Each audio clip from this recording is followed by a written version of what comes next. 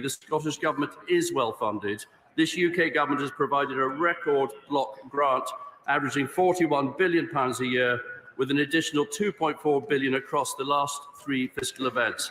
Scotland continues to benefit from the Barnett formula, under which the Scottish Government receives around 25% more funding per person than equivalent spending across the United Kingdom. Patricia Gibson. Can the Secretary of State explain how his government's £1,600 million cut to Scotland's capital budget over the next 3 years will impact on the provision of infrastructure, roads, hospitals, schools, new homes, digital connectivity, and the economic growth we need to escape the recession into which the Tories have dragged us? Secretary of State. Well, Mr. Speaker, it's nice to see the Honourable Lady and her colleagues have turned up for work today, even if that's in defiance of the Deputy Leader of the SNP, who thought they shouldn't bother coming. But I want to be clear on the resource spending, on the capital budget. The Scottish Government are able to divert their resource spending for capital and infrastructure investments, and they also can borrow to enhance capital investments if they so choose. Douglas Ross. Mr. Speaker, the Secretary of State is correct that the block grant from the UK Conservative Government to Scotland is the highest it's ever been. But despite that, just last week, the SNP Green Government pushed through their tax and axe budget in Scotland. So does my right honourable friend agree that the Nationalists have got the wrong priorities for Scotland, cutting services while increasing the income tax rates for anyone earning over £28,867? Well, Mr. Speaker, I do agree with my honourable friend, and I'd further add that the Scottish Government's 6 tax bans, as opposed to the 3 tax bans that the UK Government have, are really holding Scotland back. Shadow Minister Michael Shanks. Thank you, Mr. Speaker. And while the SNP and the Tories argue about the financial settlement between 2 governments, there are 2 things that they do agree on. Firstly, that working people should pay the price of this economic mess with raising tax to sky-high levels. And secondly, until at least today anyway, they agreed that oil and gas giants earning record profits shouldn't face a proper windfall tax, although it now seems like the SNP might be the only people holding out that position. So now the question is, who does the Secretary of State support? The Scottish Tory leader who's standing up in Holyrood today attacking an extension of the windfall tax, or the Chancellor, who we understand is about to announce exactly that? Well, Mr. Speaker, my position's always been clear. I believe that the energy profits levy on the excess profits caused by Putin's illegal war in Ukraine was the right thing for the government to do, to give support to people with their cost of energy, cost of living prices. SNP spokesperson Gavin Newland. Thank you very much, Mr. Speaker. He started so well. Can I agree with him on the Calcutta Cup? I was there to witness a historic occasion, and also in the World Athletics Championships in Glasgow as well. I actually played rugby with Jim Muriki's cousin for many years, so my congratulations to them. However, everything from that point on, from all sides of the House, has been absolute nonsense. At a time when many Scots are struggling to pay their energy or shopping bills due to the rampant inflation his government has presided over, and with inflation in the public sector running even higher, his government has cut the Scottish Government's funding in real terms again. And now Commons Library research shows the Scottish block grant will be at its lowest level of UK government spending since the start of devolution. So, as the Secretary of State counts down the weeks to his departure, is he proud of his legacy? Secretary of State. That's a very easy one to answer, Mr. Speaker. I'm very proud of my legacy. Whether it's been rather like winning 4 Calcutta Cups, I've won in court with the Scottish Government 4 times, whether it's any number of things I'd like to list with my legacy, but importantly, it's a record block grant of £41 billion that the Scottish Government received, and on top of that, record Barnett consequentials, and another, because spending in Scotland is 25% higher per person than the average in the UK, that equates to an extra £8.5 billion. Newland. I had no idea, Mr. Speaker. We should all just be very grateful indeed for the largesse of the Secretary of State. But does that largesse extend to capital funding? Because capital funding to the Scottish Parliament hasn't just been cut, it's been slashed by 10% on his watch. That's money that could have been used to invest in hospitals, schools and infrastructure, about to be frittered away by the Chancellor on a sickening pre-election bribe that will buy precisely no one. Will he finally accept that it's his government's bust austerity that is driving public services to the edge? And does he support tax cuts at a time when even Tory voters know that increased public investment is required? Yeah. Secretary of State. Mr. Speaker, this is nonsense. Austerity is not a thing under this government, not a thing at all. No, absolutely not. Departmental spending, and this is the point the SNP don't acknowledge. Departmental spending throughout this Parliament has grown by 3.2% on average. That's the simple truth. Christine Jardine. Question number 2, please. That's easy. Mr. Speaker, I've had frequent and recent discussions with the Foreign Secretary on the Scottish Government's international relations policy. Foreign affairs are reserved for the United Kingdom Government, and we have been clear to the Scottish Government that they must respect this. Thank you very much. First of all, can I associate myself with the Secretary of State's comments about the Scottish victory in the Calcutta Cup? But does he share my concern that these recent forays into international relations by the SNP are not only inappropriate because it is a reserved matter, but potentially damaging both to important relationships between Scotland's two governments and critically to UK foreign policy at a time when we have international tensions at a height we haven't seen since the Cold War? Mr. Speaker, I do agree with the honourable lady. It's very important that the United Kingdom government speaks with one voice, and the United Kingdom is seen to speak with one voice on foreign affairs. And I note, Mr. Speaker, that Angus Robertson has produced another independence document this week, and it is on foreign affairs and defence, and a lot of nonsense in there too. They want to join the NATO nuclear alliance, but they want to get rid of the nuclear deterrent. They want to join the EU, but not the euro. They want to have a Scottish spy agency. Some are referring to it as the Sleekit service, with agents heading across Europe in their motorhomes that are bulletproof. Mr. Speaker, all nonsense, a complete waste of taxpayers' money. Gregory Campbell. Secretary of State. Mr. Speaker, I'm pleased to say I have had discussions with the Secretary of State for Northern Ireland about maximising trade links now the Northern Ireland Executive has been restored. What's more, the United Kingdom Government has committed to establishing the East-West Council. This will identify opportunities for deepening connections between Northern Ireland and the rest of the United Kingdom, including the scope for extending the Northern Ireland Investment Zone, which may bring benefits, I hope, to Stranraer and Cairnryan. Gregory Campbell. Thank you, Mr. Speaker. Will the Minister ensure that business bodies in Scotland are fully aware of, for example, the new Intertrade UK body, so that they can see that business can prosper between Northern Ireland and Scotland? And also, very importantly, will he ensure that people can see the improvement in business trade flows between Scotland and Northern Ireland in 6 months' time compared to 6 months ago? Secretary of State. Well, Mr. Speaker, as set out in the command paper, the UK government is working to establish Intertrade UK, and this will fulfil our pledge to grow the economy by ensuring that businesses large and small can make the most of the East-West trading opportunities. And implementing the Windsor framework in the command paper, the government's priorities, and we will, I say to the honourable gentleman, we will provide an update in very close time. And it's going to go. Mr. Speaker. Thank you. With permission, Mr. Speaker, I will answer questions 4, 5 and 9 together. We prioritise bringing inflation down, the key to reducing cost of living pressures. We delivered on the Prime Minister's promise by more than halving it. In addition, the UK Government supported households with a package worth £104 billion, or an average £3,700 per household across the United Kingdom, including in Scotland.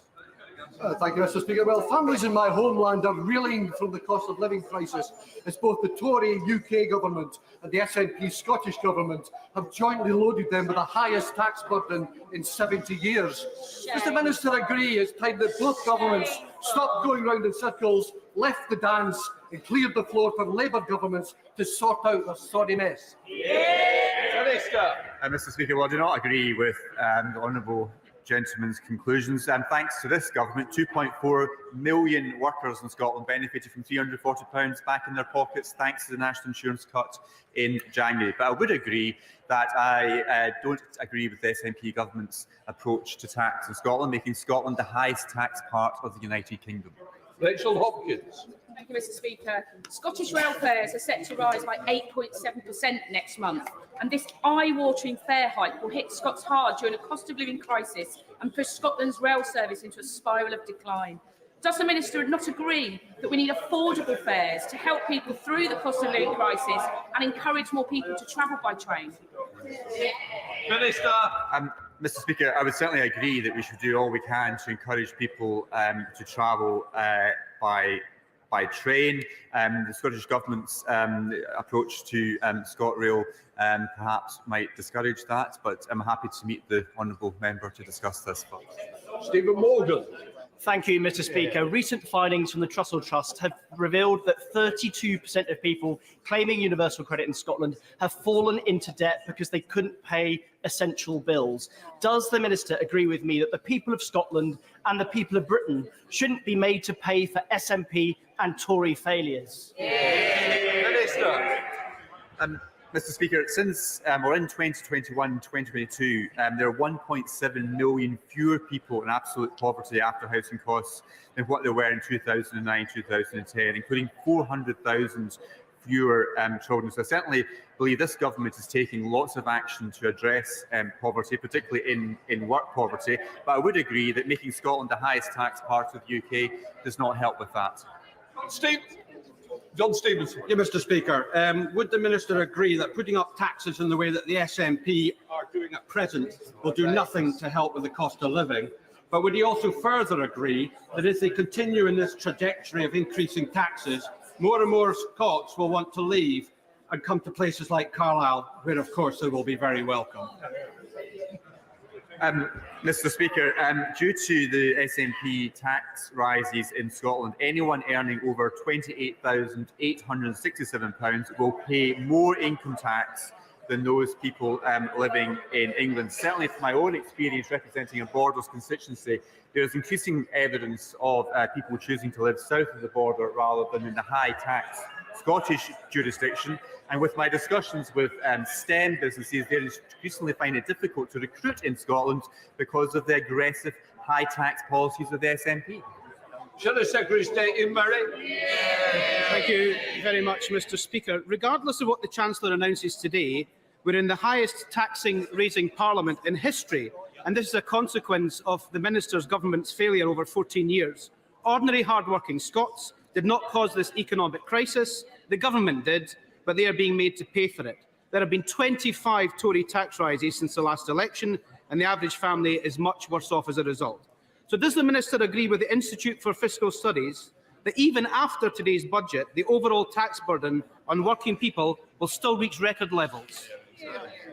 Mr. Speaker, clearly I'm not going to speculate on what the Chancellor will be announcing shortly, but what I would just remind the honourable gentleman, 2.4 million workers in Scotland have benefited from £340 going back into their pockets thanks to the changes to national insurance which have already been announced. In relation to his wider points about the tax burden, we should not forget the reason why, as a consequence of the huge interventions the government made to support workers and families and communities and businesses during the pandemic, and we're having to repay that. But that saved jobs and saved many businesses from going under during the COVID pandemic. Ian Murray. The Chancellor says today, working people will still be paying a much higher tax burden at the end of this Parliament, and it will reach record levels. And shockingly, the tax burden in Scotland is even higher. Anyone in Scotland earning more than £29,000 per year is paying more tax after the SNP voted for yet another income tax rise on working people.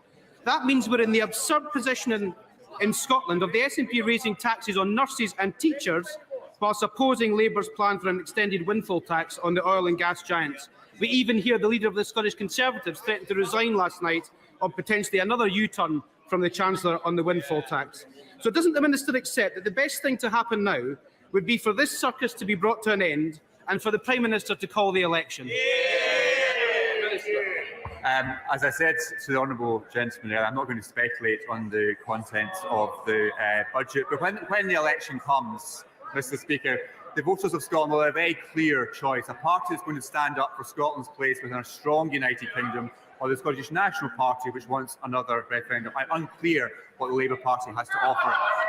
Alistair Carmichael. Number 6, Mr. Speaker. Thank you, Mr. Speaker. We want all farmers to get a fair price for their products, and the government is committed to tackling contractual unfairness that exists in the agri-food supply chain. We will use the powers in the Agriculture Act 2020 whenever necessary. At the NFU conference, the Prime Minister announced the UK Farm to Food Summits would be an annual event. This will help strengthen the joint working by government and external partners to support a prosperous agri-food sector. Thank you, Mr. Speaker. The Minister should be aware that his colleagues in DEFRA have recently concluded a consultation on contractual relationships in the fresh produce industry. At a time when 23% of dairy farmers doubt that they will continue in business into 2025, will he impress on his colleagues in DEFRA and the Department of Trade that action now in relation to that consultation is urgent? Minister. Mr. Speaker, as a Borders farmer's son, I completely understand the invaluable work that farmers and crofters do to put food on our tables across Scotland and indeed across the United Kingdom. And this government will continue to support the agriculture and food production sector. Scotland Office Ministers regularly attend the Interministerial Group for the Environment, Food and Rural Affairs, along with representatives from the devolved administrations. This group oversees how changes to price, supply and trade affect our markets, and will continue to take whatever action is necessary to support this important sector. Smith. Question number 7. Your estate. Mr. Speaker, our union is strong. Scotland's contribution, yes it is, yes it is. Scotland's contribution to the United Kingdom is beyond doubt, and this government's commitment to Scotland is without question, from free ports and investment zones to the record block grant and the 1.5 billion for the 12 city and region growth deals. We deliver for Scotland. Councillor Smith. Thank you, Mr. Speaker. SNP MPs have been disengaged from Westminster for years. So does the Secretary of State agree with me that it's a disgrace that their deputy leader has said should they win seats at the next general election, they will not engage? Does he agree with me that members elected to this House should turn up and do their jobs? Your estate. I do agree with the honourable lady. Davis. 3 years ago, on 16th of March 2021, we had a debate in this House on precisely the subject of this question. At the time, I was concerned Nicola Sturgeon's government were covering up interference in the complaints process against the First Minister. Since then, in defiance of the Information Commissioner and of a court order, they've continued to cover up. Can the Cabinet Secretary look at whether the Ministerial Code and the Civil Service Code have been broken in this context? Mr. Speaker, I would say to my right honourable friend that he should write to the Cabinet Secretary and ask him to do that very thing. Richard Graham. Mr. Speaker, successive energy ministers have hugely... Number 8. Sorry, number 8. Minister. Thank you, Mr. Speaker. The government is firmly committed to supporting Scotland's marine energy sector to grow. Around 80% of tidal stream contracts awarded through contracts for difference in the last 2 rounds were deployed, will be deployed in Scotland. In addition, Horizon Europe selected 2 Scottish-based UK tidal stream developers to develop projects in Orkney. They will lead to construction on 2 £17 million projects funded by the UK government's financial guarantee. Yeah, I'm grateful, Mr. Speaker, to the Minister, and he knows successive energy ministers have hugely helped the development of the marine energy sector in Scotland as elsewhere in the United Kingdom. Would my honourable friend agree with me that there is an opportunity in the next round of renewables auction to allow for wave technologies alongside tidal stream technologies? And will he also encourage the Scottish Government to speed up approvals of the sites so that we can get great green energy projects started as soon as possible in Scotland as elsewhere? Thank you, Mr. Speaker. I'm grateful for my honourable friend for that important question. The Government is undertaking an analysis of the technology pipeline available for contracts for difference auction round 6 against our legal obligation to ensure the auction round is competitive. We are considering the appropriate parameters for all technologies, including tidal stream and wave energy. Final parameters will be published in the budget notice this month ahead of the auction round opening. Jane Duggan. The Sea Star tidal farm off the coast of Orkney is set to be the largest tidal energy farm anywhere in the world and was supported by EU funding through the European Marine Energy Centre. This comes after Edinburgh University's report finds that the UK government can save hundreds of millions of pounds by bringing forward the development of tidal by years if it worked closer with its EU partners. It's quite clear that the EU's role in this in Europe and around Scotland is very important. So if Scotland is better together with anyone, isn't it better together with the EU and its investment in tidal? Mr. Speaker, what a load of nonsense from the honourable member. Scotland is much better served by being part of the United Kingdom and will continue to support all renewable energy sectors, including tidal. Jenny Stone. Number 10, Mr. Speaker. Minister. Mr. Speaker, this government recognises the invaluable work that all NHS workers do. I see this every day of the week in my own constituency in the Scottish Borders. That's why the Secretary of State for Health and Social Care has written to the Scottish Government regarding working together to reduce patient waiting times. We continue to be open to exploring this further. Mr. Speaker, I have a lady constituent who suffers from a rare and dangerous condition called subglottal stenosis. There is only one clinic that has expertise to treat this condition, and it is in London. And yet our local health board is refusing to refer her. They say they can offer another treatment, but it is thought to be less safe and possibly not very effective. So can I ask, what steps is the government taking to ensure that patients, regardless of which side of the border they live, will get the best possible treatment? Hear, hear, Jim. Minister. Mr. Speaker, I'm regularly reminded, particularly as a border, as an MP for the borders, of the need of healthcare that benefits on either side of the border, particularly cross-border working with the NHS. Local people in the borders often get treatment faster and easier because of it. Sadly, the honourable member has highlighted a real problem with Scotland's NHS thanks to the mismanagement by the SNP government of Edinburgh, particularly of rural health services. Now, he's identified a very distressing case for his constituent, and I'm very happy to write to the Scottish Government along with him to raise this case with them. Theresa Villiers. Question 11, please, Mr. Speaker.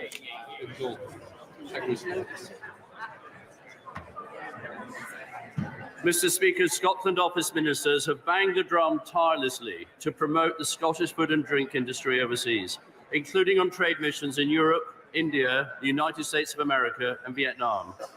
In Vietnam, sales of Scotch whisky have already increased fourfold and are still growing, Mr. Speaker. And I was delighted to discuss what more can be done to improve trade links and market access with the Vietnamese government during my recent visit. Scotland's farming and fish sector produces some of the finest produce in the world. So will the Secretary of State do all he can to promote the sale of Scottish smoked salmon abroad as a premium product known the world over? Secretary of State. Well, I think I heard smoked salmon, Mr. Speaker, and it's not just smoked salmon. The most recent figures show that Scotland's world-leading food and drink sector accounted for 29% of all UK food and drink exports. To help the sector continue to flourish, this government has secured trade agreements with 71 non-EU countries and the EU, and the total UK trade with these partners is worth £808 billion. Janet. Thank the Minister for that answer. Minister, Scotland's food exports have shown... The order. Mr. Cunningham, sit down. Jim Shaw. Thank you, Mr. Speaker. Scotland's food exports, some of those companies have been prevented of trading with Northern Ireland. There is now an Intertrade UK body set up as a result of the discussions that are taking place. Can I ask the Minister this question? What is the Minister and his department doing to ensure that those companies who have stopped trading are encouraged to start trading again with Northern Ireland? Well, Mr. Speaker, that in the UK command paper, we're setting up the East-West Council, and the East-West Council will work to bring around those solutions. Jim Blackford. Question number 12, Mr. Speaker. Cyrus Day.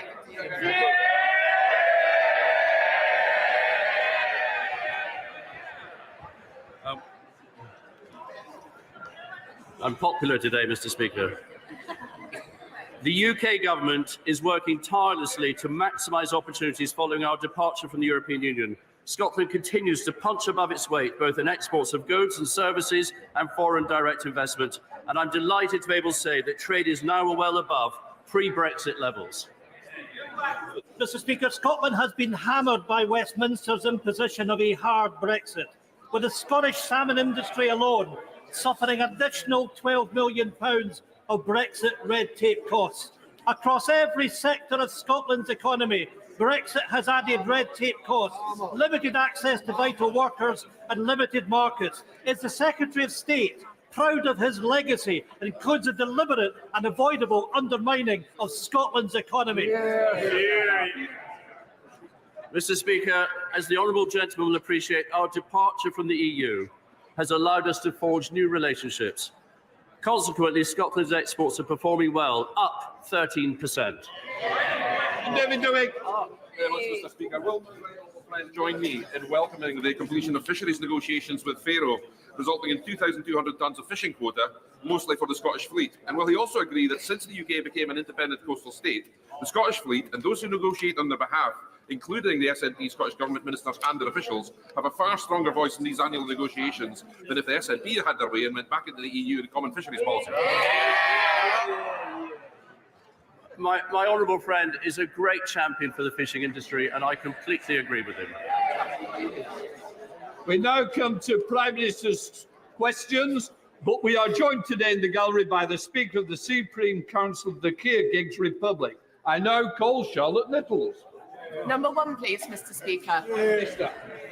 Mr. Speaker, this morning I had meetings with ministerial colleagues and others. In addition to my duties in this House, including listening to the Chancellor's budget statement, I shall have further such meetings later today.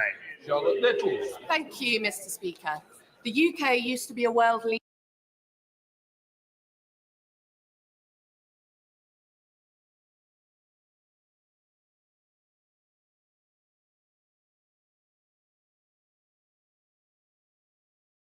In psilocybin research, but despite the calls from the Home Affairs Select Committee, leading researchers, charities and veterans organisations and the Royal College of Psychiatrists, we've shamefully fallen behind on breakthrough treatment for conditions like PTSD and depression, causing misery to millions of people in our country.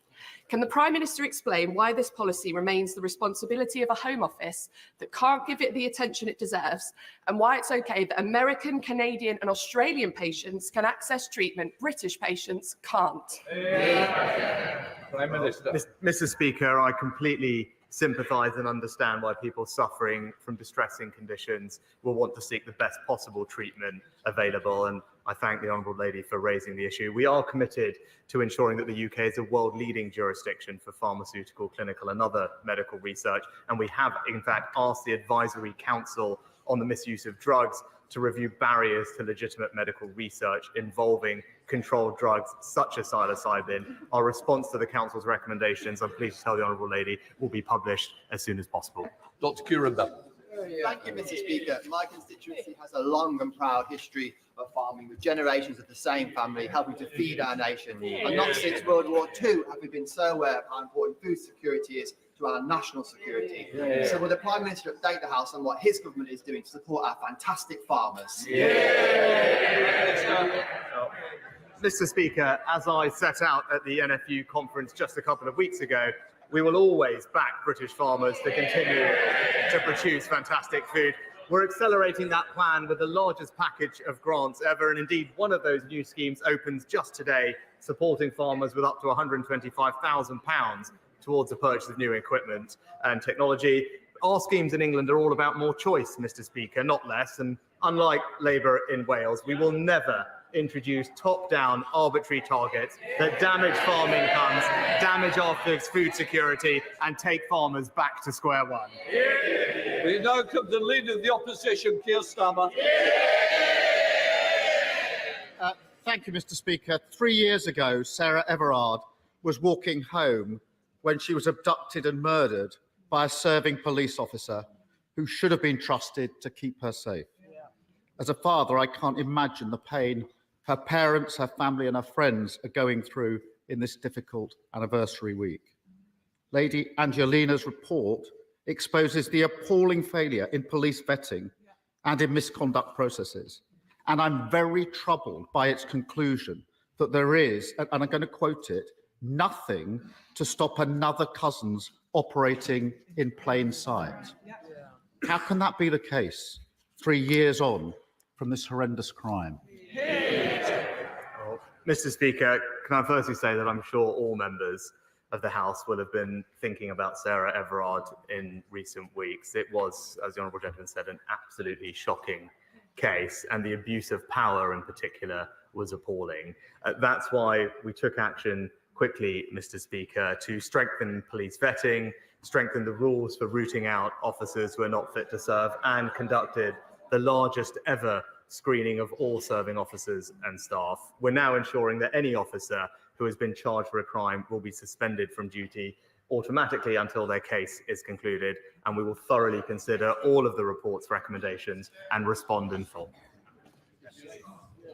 The Prime Minister mentions vetting, and I just want to press on that because serious failures in police vetting were raised in independent reports as long ago as 2012, 2019, 2022 and 2023. And that's why Labour's been arguing for mandatory national vetting standards, which would stop anybody with a history of domestic abuse or sexual offending being allowed to join the police in the first place. Why are mandatory national vetting standards not already in place? Well, Mr. Speaker, it is vital for public confidence that those that are not fit to wear the badge are rooted out of the police and not able to join in the first place. That's why the College of Policing has updated its existing statutory code on vetting, and that happened quickly. And in addition, the Policing Inspectorate, Mr. Speaker, carried out a rapid inspection of all forces' progress against the previous findings. And in addition to that, an entire check against the National Police Database was carried out for all serving officers and staff. Mr. Speaker, I'm obviously very familiar with codes in criminal justice systems, but this is too serious for that. There's a world of difference between a code and binding mandatory standards, which don't have legal effect, and that should trouble members across the House. Cousins' history of sexual offending stretched back many years. On 4 occasions, despite allegations of indecent exposure, he wasn't sacked. We know indecent exposure is a gateway to more horrific crimes, as was tragically shown to be the case, not only in Sarah Everard's case, but also Libby Squire. But it's not treated with the seriousness required. The Angelina report recommends reviewing all indecent exposure allegations against serving officers in order to identify, investigate and remove those officers from service. Now, given the obvious urgency of this recommendation, can the Prime Minister give a categorical assurance that it will be implemented immediately? Mr. Speaker, as the Home Secretary addressed this specifically when he made his statement, indecent exposure, just like any other kind of sexually motivated crime, is abhorrent. And we expect police chiefs to take it extremely seriously. We fully expect police chiefs to suspend an officer charged with any kind of sexually motivated crime. And it's worth pointing out, in addition to the new powers that the Home Secretary outlined about automatic suspension, Chief Constables already do have existing powers to suspend any officer in their force when allegations are made, and we fully expect them to use those powers. It's all fine, is it? It's all okay.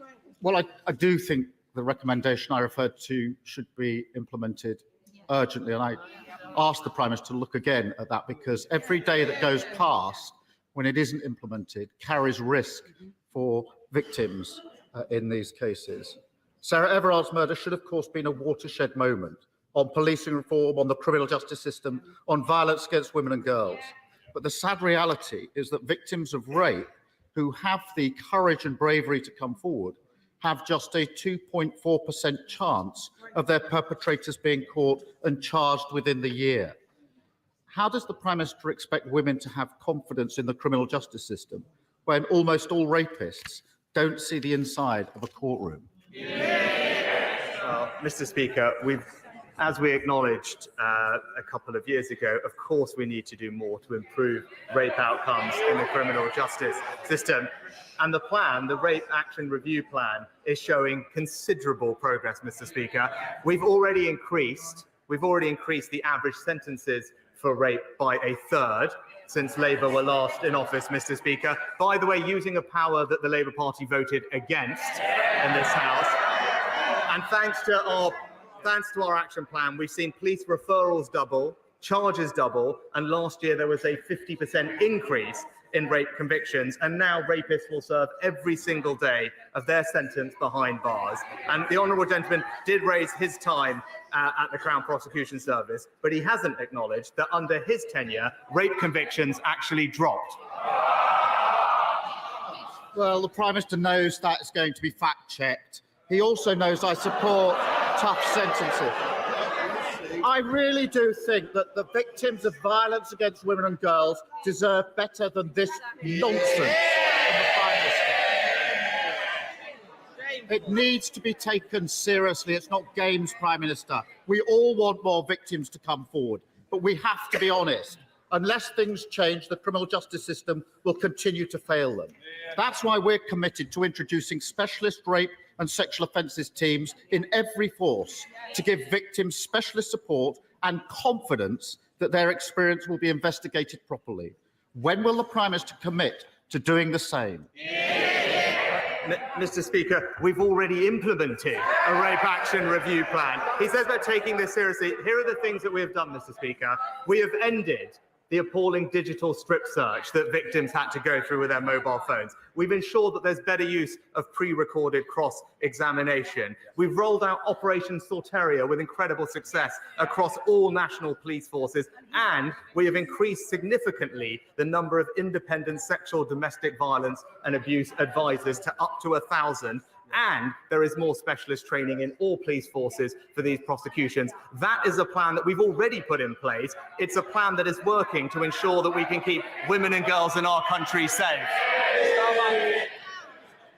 Mr. Speaker, the problem is the rosy picture the Prime Minister tries to paint of the current criminal justice system is completely at odds with the confidence many women currently have in it. And with the publication of the Angelina report, the country deserves to know that we're doing all we can to make our country safe for women. That starts with what should be the most basic task, creating a safe workplace here in Westminster. And at the moment, as everyone in this House knows, we are failing in that endeavour, and we all have a duty to change this. So when will he make time for the vote on banning from Parliament MPs who face allegations of sex offences? Prime Minister.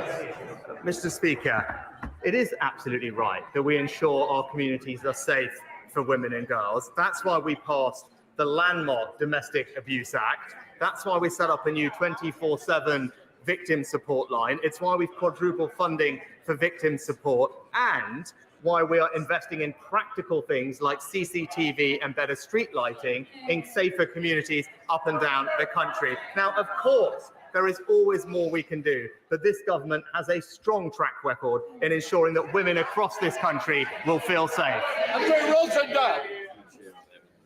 Mr. Speaker, sir, I want the Prime Minister to know that the people of Romford are struggling with ever-increasing energy prices. Yet, providers are making huge profits, running into hundreds of millions. So, does the Prime Minister agree with me that reductions in wholesale prices be passed on to the consumers and standing charges brought down? And will the government hold utility companies to account for their actions?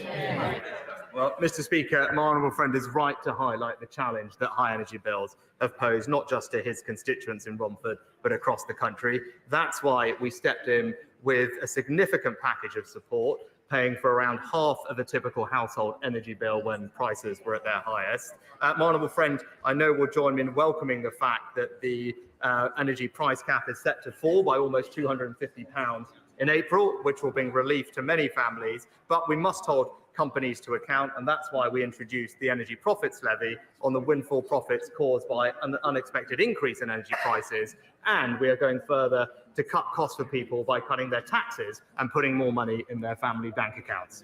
SNP leader Stephen Flynn. Mr. Speaker, much to my surprise this morning, it's been widely reported that the Conservative Party in Scotland are absolutely furious that Westminster is about to tax Scotland's natural resources in order to pay for a tax cut in England. Mr. Speaker, is the Prime Minister in danger of turning his colleagues into nationalists? Mr. Speaker, obviously, I wouldn't comment on the budget, but what I would say is, when I was in Scotland last week, it was crystal clear. There has only ever been one party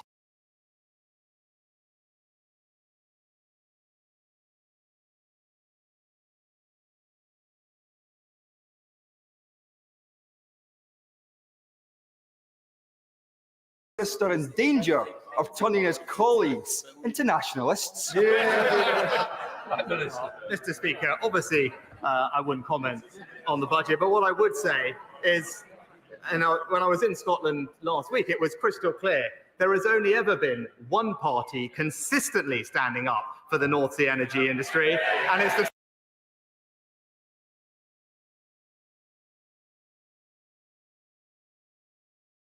Scottish Conservatives.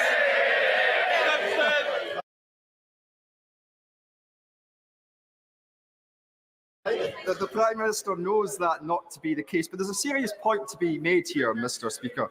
The Conservative Party want to use Scotland's natural resources to pay for tax cuts in England. The Labour Party want to use Scotland's natural resources to pay for nuclear power stations in England, and the cost of that up to 100,000 jobs. Scotland's wealth, Scotland's resources, Scotland's jobs, all again to Westminster.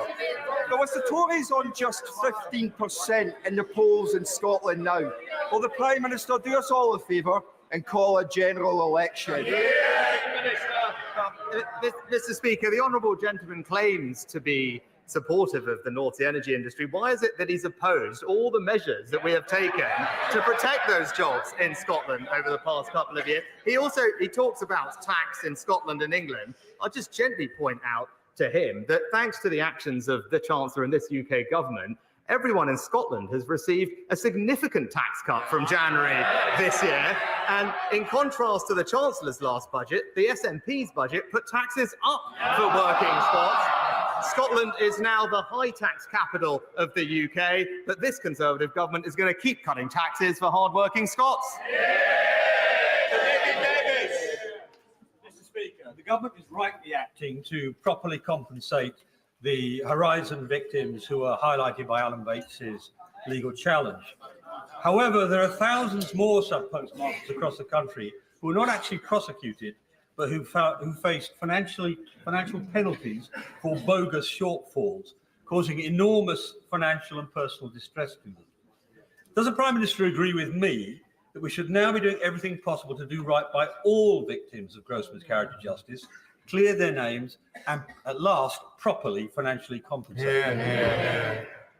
My honourable friend is absolutely right to highlight the appalling impact this miscarriage of justice has had on people's mental health. As he acknowledged, our focus is on delivering justice for the postmasters, and that's why we will introduce legislation to overturn convictions and pave the way for the swift payment of compensation, which he acknowledged. But I thank my honourable friend for his long-standing campaign on this issue about mental health, and I can assure him that the Postal Minister is closely examining the issues he raises. He's considering next steps and will keep the right honourable gentleman closely informed. Sir Geoffrey Donalds. Thank you, Mr. Speaker. The Prime Minister will be aware that the government's proposals to deal with the legacy of our troubled past in Northern Ireland continue to be the subject of scrutiny, most recently in the High Court ruling in relation to compatibility with our human rights obligations. And yet, many families of victims in Northern Ireland are deeply disappointed with the lack of cooperation by the Irish government in relation to murders committed in their jurisdiction or from their jurisdiction. In relation to the Omagh bomb inquiry, for example, the Irish government has declined to conduct a public inquiry on this worst atrocity in our troubled past, despite the courts urging it to do so. Will the Prime Minister continue to press the Irish government on the need for them to make available facilities to enable the families of innocent victims, including in Omagh, to pursue justice for their loved ones? Can I thank my honourable friend for his question on this important topic, which I know will be of great interest, not just to his constituents, but many others across Northern Ireland. The government has set forward its plans to deal with the legacy of the past and will continue to engage with everyone in Northern Ireland, whatever their views, to set out the best way forward. But I can confirm to him that the Secretary of State for Northern Ireland has raised these specific issues directly with the Irish government and will continue to do so. And I also spoke to the Taoiseach myself about this very matter. We would hope to see further cooperation on Omagh and many other outstanding cases that involve Irish jurisdiction, because like him, I want to give families as much information as possible. Hello, Plesty. Thank you, Mr. Speaker. Putin's put the Russian economy on a total war footing. He has increased military spending by 68% to 7.5% of GDP. He claimed this month that over 520,000 new jobs have been created in their arms industry, which now employs an estimated 3.5 million Russians. On my recent visits to Ukraine, I've met with government ministers and senior military figures who have expressed great frustration to me about the length of time it is taking to develop collaboration in building a defence manufacturing capability jointly with UK defence companies in Ukraine. So will my honourable friend meet with me to discuss how we can unblock the bureaucracy and, as our Ukrainian friends say, build the arsenal of the free world together? Well, I can reassure my honourable friend that we remain steadfast in our support for Ukraine, and we will not allow Putin to achieve his aim of eradicating Ukrainian freedom and democracy. Our cross-government task force is working diligently to support both the armed forces of Ukraine and lead UK and Ukrainian defence industrial cooperation. I'm pleased to say in December last year, we conducted our first successful trade mission to Ukraine alongside the UK defence industry. But I can tell him that the government and UK industry will continue to work hand in glove with our Ukrainian allies, seizing the opportunities for collaboration and bolstering our joint defence industries. Stringer. Mr. Speaker, last week the IPPR published a paper, The State of the North. That paper predicted that wealth inequalities, already too large between the North and the South East, would increase to nearly £250,000 per head by the end of this decade. Does the Prime Minister accept that his levelling up agenda has failed, or did he never want it to succeed? Prime Minister. Mr. Speaker, on the contrary, inequality in our country has actually declined under this Conservative government. And when it comes to levelling up in the North, it's actually the North that has received some of the highest amounts of per capita levelling up funding of any region in the country. And I know when he last popped up to ask me a question about our investment in the North, I was wondering if he's managed to get an answer as to what exactly the Labour Party's position on HS2 is, because I'd still like to know, because what we're doing is taking that money and reinvesting every penny of it across the North in forms of transportation that people use every day, delivering benefits quicker to communities, not just in his constituency, but across the entire North, and it's been warmly welcomed everywhere that I've been. Thank you, Mr. Speaker. Would my right honourable friend agree that the performance of the Labour Party in voting down our Rwanda bill in the House of Lords is a disgrace?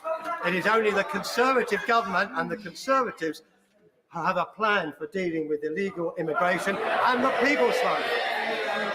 Action on illegal immigration is a top priority in my constituency, and Labour has no policy or plan on this at all. Well, Mr. Speaker, my honourable friend makes an excellent point. He knows, like I know, that if you want to fully stop the boats, you need to have a working deterrent. That means if someone comes here illegally, you must be able to remove them to a safe third country alternative. That's why the Rwanda scheme is so important, and that's why we're determined to see it through. But it was just in the last week an independent report was published talking about the Labour Party's policies in this area, which made it crystal clear that they don't have a plan to stop the boats. And in fact, their idea would see the UK accept hundreds of thousands more migrants. Thank you very much, Mr. Speaker. Which part of his economic legacy is the Prime Minister most proud of? Is it presiding over the highest tax burden since the Second World War? Or is it delivering the slowest real wage growth since the Napoleonic War? Mr. Speaker, saving 10 million jobs in the pandemic with the furlough scheme. The Prime Minister will know that there is consensus across this House on the need to build new houses. Where that consensus breaks down is where those houses should be built. Does the Prime Minister agree with me that wherever possible, new houses should be built on brownfield sites, not on green spaces, not on greenfield, and certainly not on prime farmland? My honourable friend is absolutely right. It's sustainable planning that must be at the heart of our planning system. And that's why we're committed to meeting the needs of communities by building homes in the right places. And as he says, making best use of brownfield land. We've made it clear that that's what should be the priority. We put extra funding aside to unlock those sites. And our recent changes to the MPPF provide clearer protection for the Greenbelt, making it clear how future housing supply should be assessed. And that is the clear difference between our two parties. On this side of the House, we will protect the Greenbelt, and the Labour Party will concrete right all over it. Thank you. Mr. Speaker, in some jurisdictions, ministers routinely publish their tax returns. The Prime Minister voluntarily published his UK tax returns last year. Does the Prime Minister agree that ministers of the Crown should publish their tax returns as a matter of course? And has he ever filed any returns in the USA that have not been published? Mr. Speaker, I don't think that would be proportionate or appropriate. And what I've done is, I don't think it would be proportionate for all ministers to publish their tax returns. In keeping with long-standing tradition, I voluntarily published my tax return, as did the Chancellor. I think that is the right balance, and I've been completely transparent about that as I've done it. Thank you, Mr. Speaker. Last year, a number of us were on the first transatlantic flight powered by sustainable aviation fuel. This week, IAG made its first major purchase of that fuel, but that fuel is coming from the United States. And it's really important that we have a SAF industry in this country.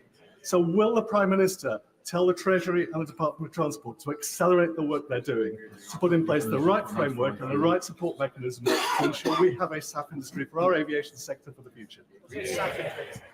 Can I first of all thank my honourable friend for his championing of this cause, which I think is absolutely right, and reassure him that we are committed to ensuring that the SAF mandate is in place in 2025. That will require about 10% of jet fuel to be made from sustainable feedstock by 2030. And to get there, we've provided, I'm pleased to tell him, £135 million to 13 different UK sustainable aviation fuel projects to kickstart our domestic industry.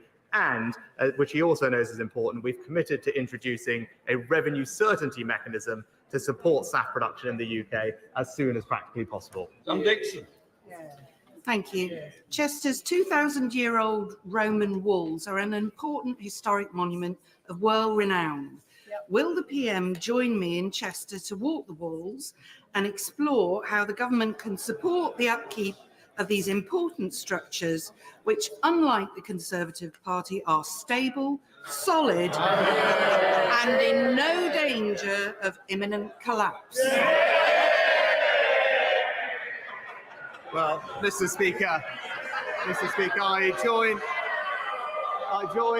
join the honourable lady in paying tribute to the history of her local community, and I'm pleased that the city of Chester is benefiting from so much investment from the Conservative government so that it can maintain its local infrastructure. Thank you, Mr. Speaker. 5 weeks ago, Conservative MPs from across South East London and Kent wrote to Transport for London, the Labour Mayor of London, calling on them to do the right thing following the botched implementation of a temporary 40-mile-an-hour speed limit on the A20 near Sidcup, which has seen thousands of drivers unfairly issued fines and points on their licence. Yes. This has left many drivers, including carers, emergency service workers and teachers, at risk of losing their licences and jobs. This is despite travelling less than 50-mile-an-hour zones. Does the Prime Minister agree with me that TfL, the Met Police and Sadiq Khan must come clean about the number of fines and cancel these issued points? Can I thank my honourable friend for this question? And I do understand the concerns that local drivers have over this ongoing TfL issue. Whilst we're doing everything we can to back motorists across the country, it is disappointing that the Labour Mayor and indeed Labour-run Wales are hammering drivers at every opportunity, whether that's temporary speed limits or blanket 20-mile-an-hour zones or the ULEZ expansion. But I will make sure that my honourable friend has a meeting with a responsible minister to discuss his concerns. Mr. Speaker, to strengthen current spiking legislation, forensic evidence is essential.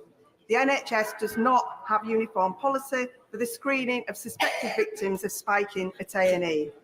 We can pass all the laws we want in this place, but to achieve justice, this forensic evidence is vital. Will the Prime Minister commit to ensuring that hospital emergency departments have a statutory obligation to take forensic samples from these victims? I agree with the honourable lady that spiking is an appalling, violating crime, which seriously undermines public safety, particularly the safety of women and girls. And we want to make sure that the existing laws recognise the threat that spiking poses. And that's why, at the end of last year, we announced a raft of new measures to confront spiking and support victims, including changing the law to make it clear, without any doubt, that spiking is illegal, as well as other measures like an online reporting tool, investing in research and rapid testing kits, and training for bar staff. But I'll ensure that we look into the issue that she raises and write back to her. Final question, Ben Bradley. This winter, flood and storm damage has caused significant damage to the infrastructure in and around my Mansfield constituency. That's our roads, it's our drains, it's flood infrastructure, and this is among the highest concern that residents raise with me on a regular basis. I'm really grateful that from next year in particular, there's very significant infrastructure funding coming our way. But what can my right honourable friend do to help fix this for my constituents now? Well, Mr. Speaker, I'm pleased that in 2020 we announced that we would double our flood investment to a record £5.2 billion. And in Nottinghamshire, since 2010, we've invested over £50 million to protect 15,000 properties. And I know currently there is a programme in Mansfield which is looking at surface water and drainage improvements. But I will make sure that I talk to the Chancellor that we have a strong economy to keep investing in local infrastructure in his area, and that's exactly what we're about to hear from my right honourable friend in just a second. Completes Prime Minister's questions. There you go. Gracefully mounted. Order! Order! Before I call the Chancellor of the Exchequer, I remind honourable members that copies of the budget resolutions will be available to them from the vote office in members' lobby and online at the end of the Chancellor's statement. I also remind honourable members that interventions are not taken during the Chancellor's statement, nor during the replies of the Leader of the Opposition, or indeed of the spokesman for the Scottish National Party.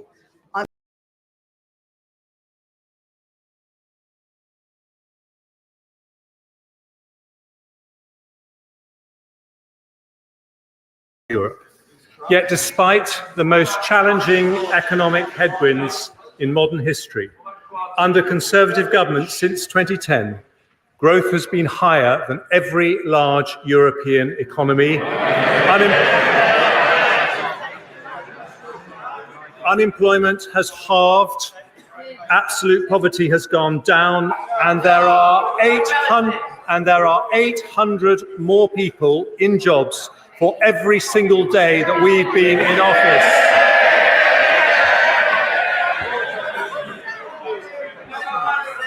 Of course, of course, interest rates remain high as we bring down inflation. But because of the progress we've made, because we are delivering the Prime Minister's economic priorities, we can now help families. We can now help families not just with temporary cost of living support, but with permanent cuts in taxation. We do this to give much needed help in challenging times, but also because Conservatives know lower taxes mean higher growth. And higher growth means more opportunity, more prosperity, and more funding for our precious public services. But if we want that growth, the Chancellor has hardly said anything.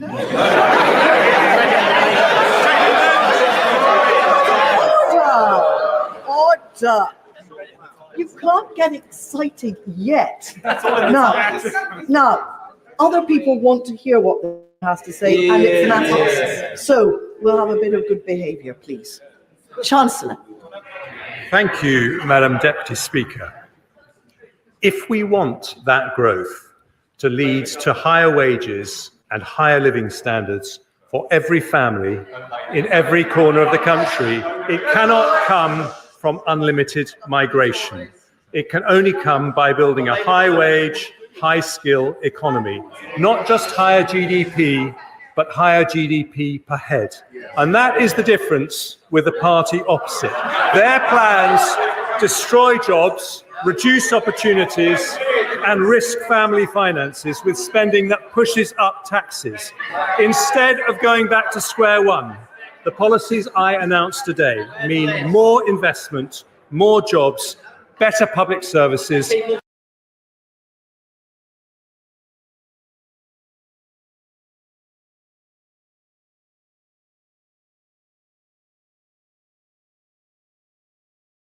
to office. It was 11%. The latest figures show. I know the party opposite struck. No, this is not amusing anymore.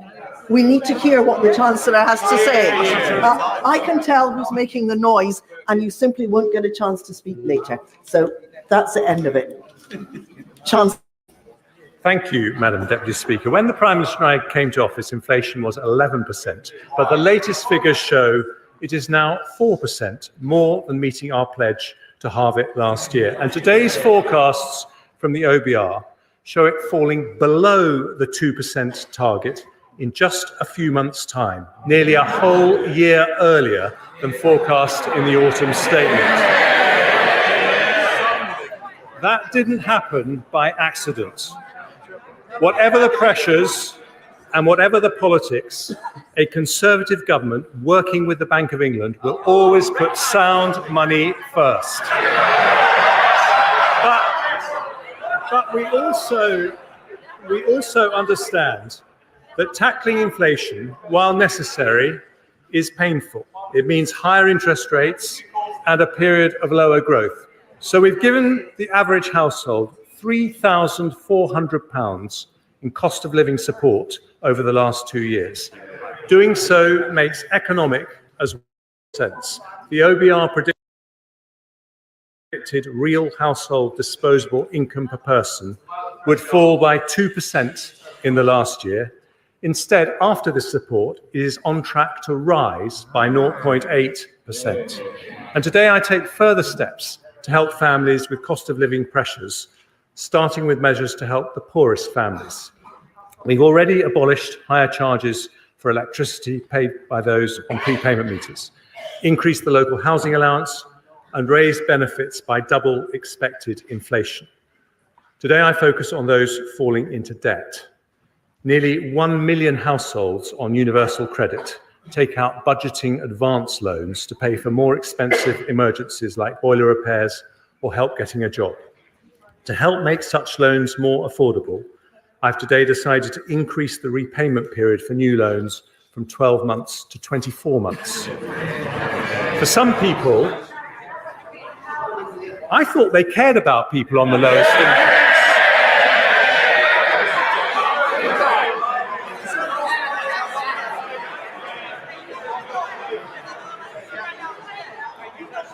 but trust the Labour Party not to want to hear about debt. For some people, the best way to resolve debt is through a debt relief order. But getting one costs £90, which can deter the very people who need them the most. So having listened carefully to representations from Citizens' Advice, I today relieve pressure on around 40,000 families every year by abolishing the £90 charge completely. Next, the Household Support Fund. It was set up on a temporary basis and due to conclude at the end of this month. Having listened carefully to representations from the Joseph Rowntree Foundation, the Trussell Trust, and honourable members from East Ham, Colchester, Ruislip, Northwood and Pinner, and Suffolk Coastal, amongst others, I've decided that with the battle against inflation still not over, now is not the time to stop the targeted help it offers. We will therefore continue it at current levels for another 6 months. Next, I turn to a measure that will help businesses and households more broadly. In the autumn statement, I froze alcohol duty until August of this year. Without any action today, it would have been due to rise by 3%. But I've listened carefully to my right honourable friends from Altrincham and Sale West, the Vale of Glamorgan, and my right honourable friend from Murray, who is a formidable champion of the Scottish whisky industry. I also listened to Councillor John Tonks from Ash, a strong supporter of the wonderful Admiral pub, who pointed out the pressures facing the industry. So today I've decided to extend the alcohol duty freeze until February 2025. This benefits 38,000 pubs across the UK, and on top of the £13,000 saving a typical pub will get from the 75% business rates discount I announced in the autumn. We value our hospitality industry and are backing the great British pub. Another cost that families and businesses worry about is fuel. Now, the Shadow Chancellor complained about the freeze on fuel duty, and Labour has opposed it at every opportunity. The Labour Mayor of London wants to punish motorists even more with his ULEZ plans, but lots of families and sole traders depend on their car. If I did nothing, fuel duty would increase by 13% this month. So instead, I've listened to my right honourable friends for Stoke-on-Trent North, Dudley North, Witham and others, as well as the Sun newspaper's Keep It Down campaign. I have, as a result, decided to maintain the 5p cut and freeze fuel duty for another 12 months. This will save the average car driver £50 next year and bring total savings since the 5p cut was introduced to around £250. Taken together with the alcohol duty freeze, this decision also reduces headline inflation by 0.2 percentage points in 24-5, allowing us to make faster progress towards the Bank of England's 2% target. Madam Deputy Speaker, there can be no solid growth without solid finances. An economy based on sound money does not pass its bills to the next generation.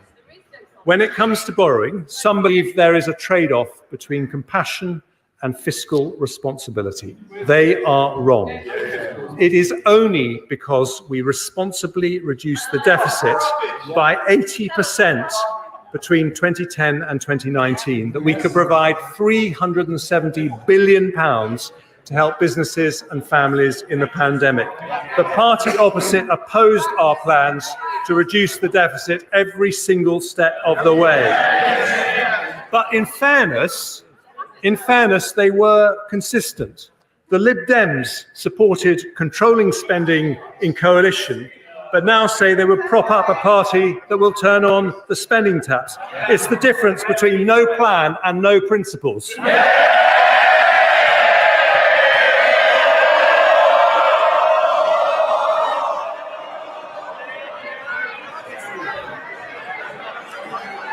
And I'm delighted the right honourable gentleman from the Lib Dems was here to hear it for once.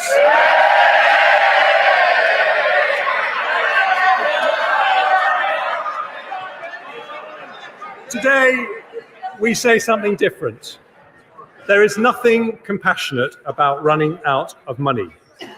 With the pandemic behind us, we must once again be responsible and build up our resilience to future shocks. That means bringing down borrowing so we can start to reduce our debt. And today's figures confirm that is happening.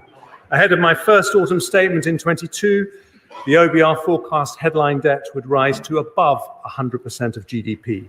Today, they will say it will fall in every year to just 94% by 28-29. Underlying debt, which excludes Bank of England debt, will be 91.7% in 24-5, according to the OBR, then 92.8%, 93.2%, 93.2%, before falling to 92.9% in 28-29, with final year headroom against debt falling of £8.9 billion. Our underlying debt is therefore on track to fall as a share of GDP, meeting our fiscal rule. And we continue to have the second lowest level of government debt in the G7, lower than Japan, France, or the United States. We also meet our second fiscal rule for public sector borrowing to be below 3% of GDP 3 years early. Borrowing falls from 4.2% of GDP in 23-4 to 3.1%, 2.7%, 2.3%, 1.6% and 1.2% in 2028-29. By the end of the forecast, borrowing is at its lowest level of GDP since 2001. None of that, of course, would be possible if Labour implemented their pledge to decarbonise the grid 5 years early by 2030.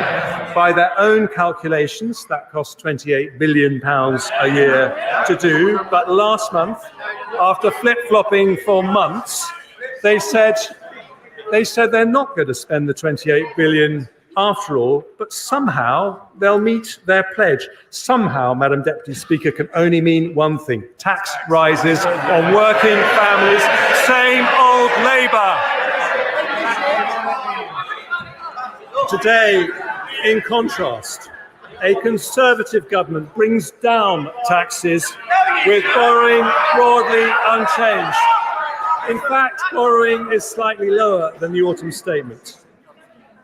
And the fact that we are bringing borrowing down is something of particular importance to one very special person. Sir Robert Stamen is the outgoing Chief Executive of the government's Debt Management Office. And after 20 years of exceptional public service, he is in the gallery. Thank you, Sir Robert. I now turn to growth. Just after I became Chancellor, the OBR expected GDP to fall by 1.4% in the following year. In fact, it grew, albeit slowly. Now the OBR expects the economy to grow by 0.8% this year and 1.9% next year, 0.5% higher than their autumn forecast. After that, growth rises to 2.2%, 1.8% and 1.7% in 2028. Since 2010, they don't want to hear this, but these are the facts. Since 2010, we have grown faster than Germany, France or Italy, the three largest European economies. And according to the IMF, we will continue to grow faster than all three of them in the 5 years ahead. Surveys by Lloyds and Deloitte show business confidence is returning. In other words, because we have turned the corner on inflation, we will soon turn the corner on growth. And today's OBR forecasts also show that we have made good progress on the Prime Minister's 3 economic priorities. Compared to when the 3 pledges were made, inflation has halved, debt is falling in line with our fiscal rules, and growth is fully 1.5 percentage points higher than predicted. And as growth returns, they don't have a growth plan, so they might as well listen to ours. As growth returns, our plan is for economic growth not sustained through migration, but one that raises wages and living standards for families, not just higher GDP, but higher GDP per head. And that means sticking to our plan with a budget for long-term growth, more investment, more jobs, better public services and lower taxes. And I start with investment. Economists say that stimulating investment is the most effective way to raise productivity and therefore wages and living standards. Since 2010, we've been doing just that. Business, well, you might want to listen to what I'm about to say because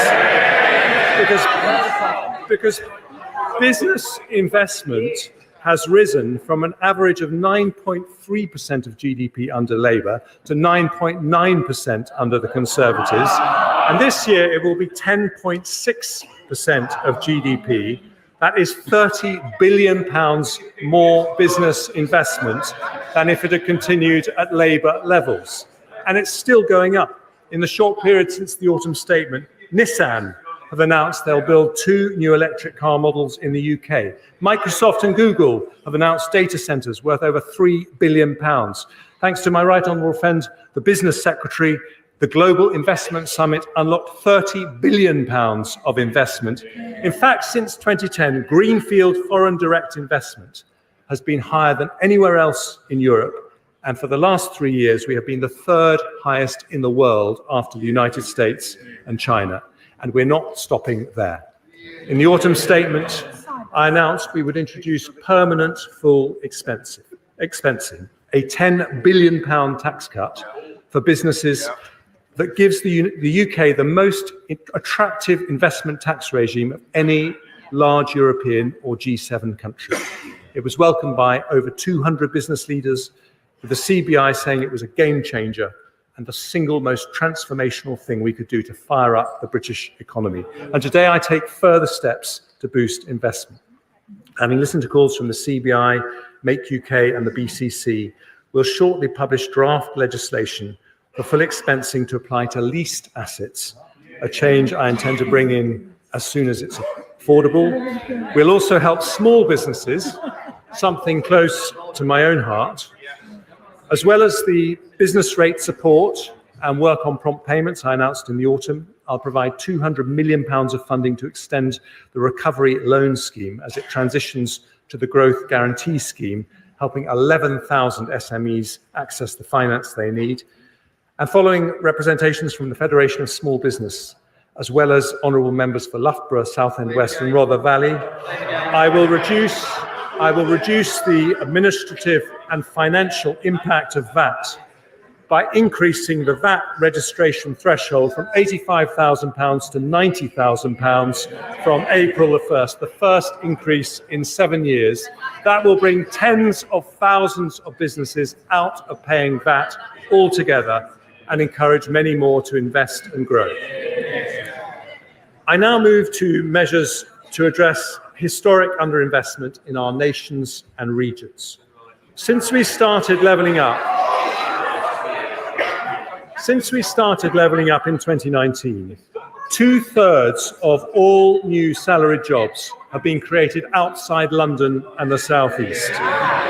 We've announced 13 investment zones and 12 free ports, which continue to attract investment, including recently, thanks to the efforts of Mayor Ben Houchen from the Numa Group, who are investing £15 million into the Tees Valley investment zone. Today, working with the Levelling Up Secretary, I devolve further power to local leaders who are best placed to promote growth in their areas.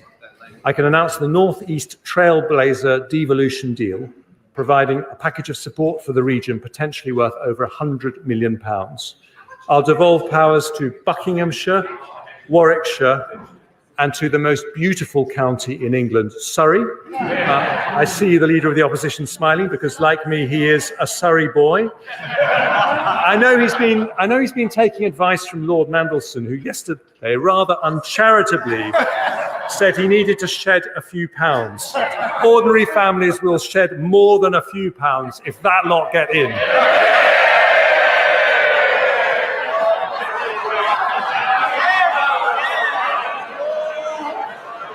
Today,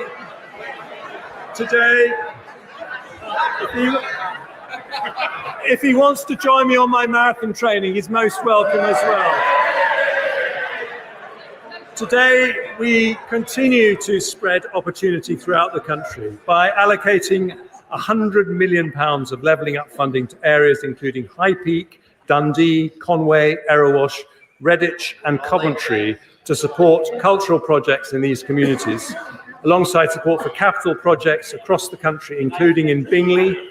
We are expanding the long-term plan for towns to 20 new places, including Darlington, home of the Treasury's fantastic Darlington Economic Campus, Coleraine, Peterhead, Runcorn, Harlow, Eastbourne, Arbroath and Rhyl, providing each with £20 million of funding to invest in community regeneration over the next decade.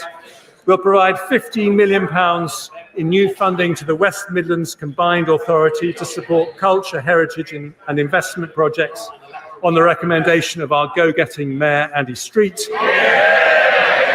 And we'll allocate £5 million to renovate hundreds of local village halls across England so they can remain at the heart of their communities. And because this is a Conservative and Unionist government, we'll also set aside funding to support the Saxavord Spaceport in Shetland, an agri-food launchpad in mid-Wales, and funding to support Northern Ireland's businesses to expand global trade and investment opportunities. As a result of the decisions we take today, the Scottish Government will receive nearly £300 million in Barnett consequentials, with nearly £170 million for the Welsh Government and £100 million for the Northern Ireland Executive. I do appreciate that a tax-cutting budget is very uncomfortable for the biggest tax risers in the United Kingdom. We also want to level up opportunity across the generations, including building more houses for young people, and we're on track to deliver over 1 million homes in this Parliament. Last week, the Levelling Up Secretary allocated £188 million to support projects in Sheffield, Blackpool and Liverpool. And today I go further, allocating £242 million of investments in Barking Riverside and Canary Wharf, which together will build nearly 8,000 houses, as well as transforming Canary Wharf into a new hub for life science companies. We're launching a new £20 million community-led housing scheme supporting local communities to deliver the developments they want and need. And I'm pleased to announce the next steps for Cambridge to reach its potential to be the world's leading scientific powerhouse. I confirm there will be a long-term funding settlement for the Future Development Corporation in Cambridge at the next spending review, with over £10 million invested in the coming year to unlock delivery of crucial local transport and health infrastructure. The final levelling up measures I announced today support North Wales, where I have many happy childhood memories, in mould, following representations from the Honourable Member for the Vale of Clwyd. We will help fund the renovation of Theatre Clwyd.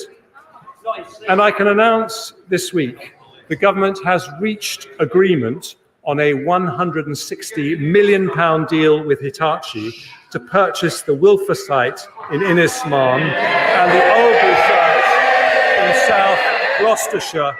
Innismarn has a vital role in delivering our nuclear ambitions, and no one should take more credit for today's announcement than my tireless, tenacious and turbocharged honourable friend Innismarn.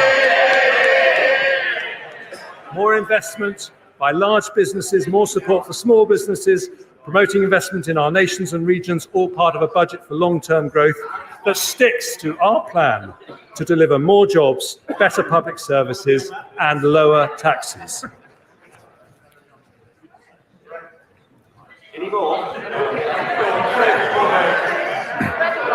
I now turn to one of the most powerful ways to attract investment, namely supporting our most innovative industries. Outside the US, we have the most respected universities, the biggest financial services sector, and the largest tech ecosystem in Europe. We have double the AI startups of anywhere in Europe, double the venture capital investment, and a tech economy now double the size of Germany and 3 times the size of France. We're on track to become the world's next Silicon Valley. In today's budget for long-term growth, I take further steps to attract investment into our technology-related industries. I want our brilliant tech entrepreneurs not just to start here, but to stay here, including when the time comes for a stock market listing. So we'll build on the Edinburgh and Mansion House reforms to unlock more pension fund capital. We'll give new powers to the Pensions Regulator and Financial Conduct Authority to ensure better value from defined contribution schemes by judging performance on overall returns, not cost. We'll make sure there are vehicles to make it easier for pension funds to invest in UK growth opportunities. So I'm today publishing the names of the winners of the LIFTS competition. But I remain concerned that other markets such as Australia generate better returns for pension savers with more effective investment strategies and more investment in high quality domestic growth stocks. So I will introduce new requirements for DC and local government pension funds to disclose publicly their level of international and UK equity investment. And I'll then consider what further action should be taken if we're not on a positive trajectory towards international best practice. I also want to create opportunities for a new generation of retail investors to engage with public markets. So we'll proceed with the retail sale for part of the government's remaining NatWest shares this summer, at the earliest opportunity, subject to supportive market conditions and value for money. We'll continue to explore how savers could be allowed to take their pension pots with them when they change job.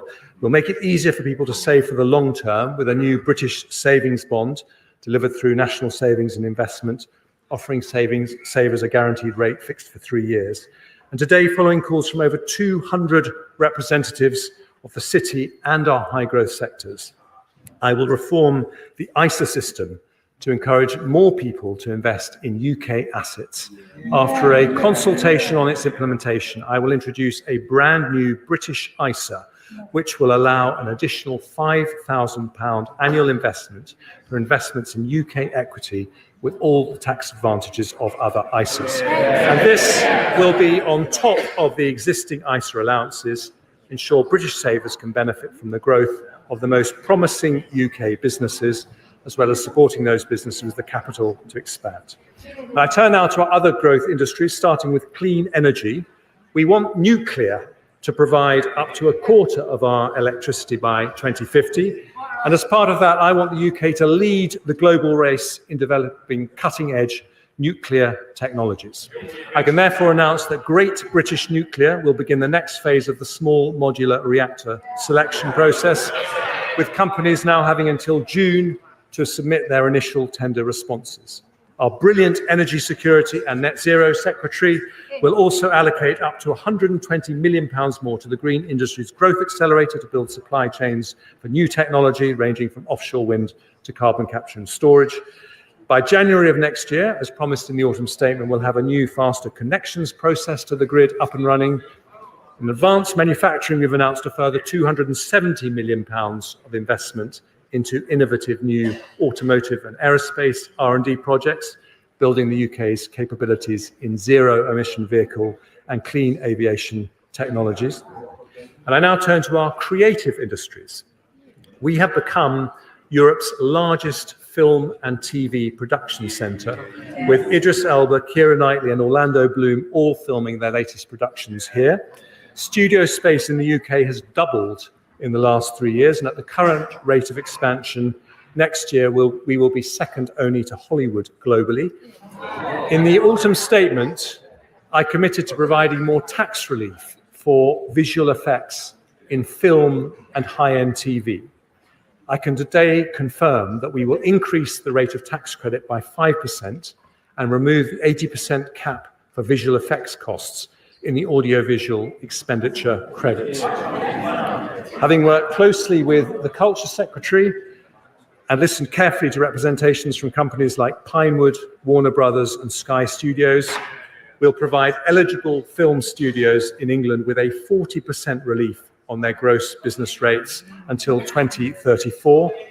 And having heard representations from the British Film Industry Pact and indeed the Prime Minister, we will introduce a new tax credit for UK independent films with a budget of less than £15 million. For our creative industries more broadly, we will provide £26 million of funding to our preeminent theatre, the National Theatre, to upgrade its stages. And today I particularly want to recognise the contribution of our creative industries and the tourism that comes from orchestras, museums, galleries and theatres. In the pandemic, we introduced higher 45% and 50% levels of tax relief, which were due to end in March 25. They have been a lifeline for performing arts across the country. Today, in recognition of their vital importance to our national life, I can announce I am making those tax reliefs permanent at 45% for touring and orchestral productions and 40% for non-touring productions. Lord Lloyd Webber says this will be a once-in-a-generation transformational change that will ensure Britain remains the global capital of creativity. I suspect the new theatre reliefs may be of particular interest to the Shadow Chancellor, who seems to fancy her thespian skills when it comes to acting like a Tory. The trouble is, we all know how her show ends. Higher taxes, like every Labour government in history.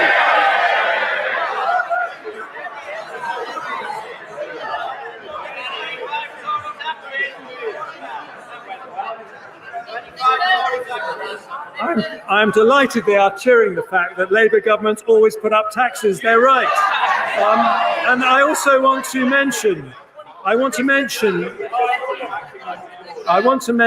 our life sciences sector, where we will support research by medical charities into diseases such as cancer, dementia, and epilepsy, with an additional £45 million, including £3 million for Cancer Research UK. But I have long believed we should be manufacturing medicines as well as developing them. So I can today also announce a brand new investment by one of our greatest life science companies, AstraZeneca, led by mon ami, the irrepressible Sir Pascal Soriot. AstraZeneca made their COVID vaccine available to developing countries at cost, as a result saving over 6 million lives. And today, because of the government's support for the life sciences sector, they announced plans to invest £650 million in the UK to expand their footprint on the Cambridge Biomedical Campus and fund the building of a vaccine manufacturing hub in Speke in Liverpool. More investment, better jobs in every corner of the country in a long-term budget for growth from a Conservative government.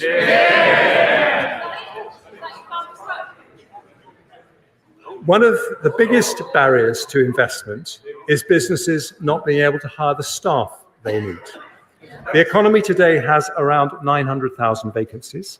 It would be easy to fill them with higher migration, but with over 10 million adults of working age who are not in work, that would be economically and morally wrong. Those who can work should.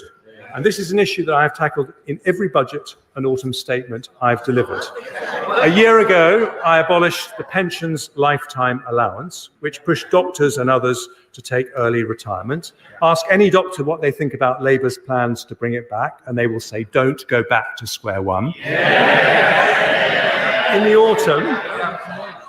autumn, with the help of our superb Work and Pensions Secretary, we announced the Back to Work plan, which will support 1 million adults with medical conditions and reduce the number of people assessed as not needing to work by 2/3.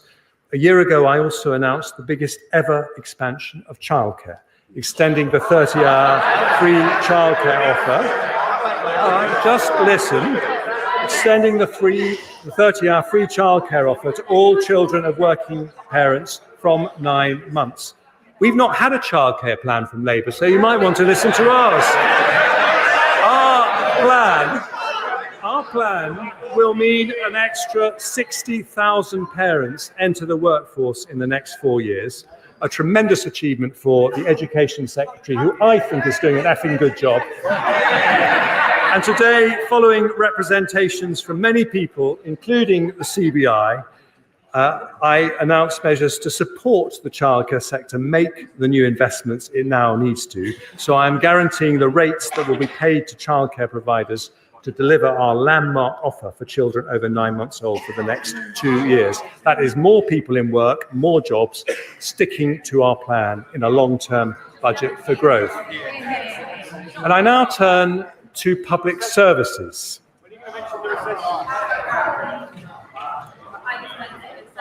I thought they were supposed to be interested in public services.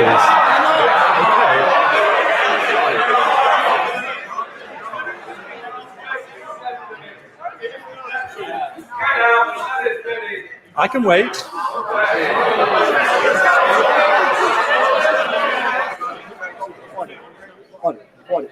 A little bit of murmuring is normal.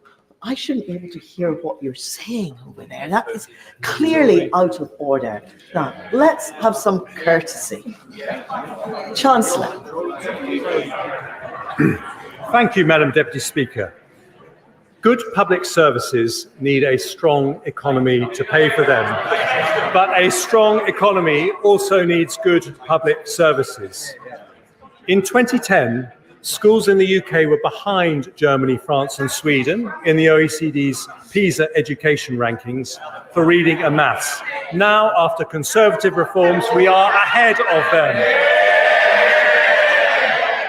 Burglaries and violent crime have halved in the last 14 years after we invested in 20,000 more police officers.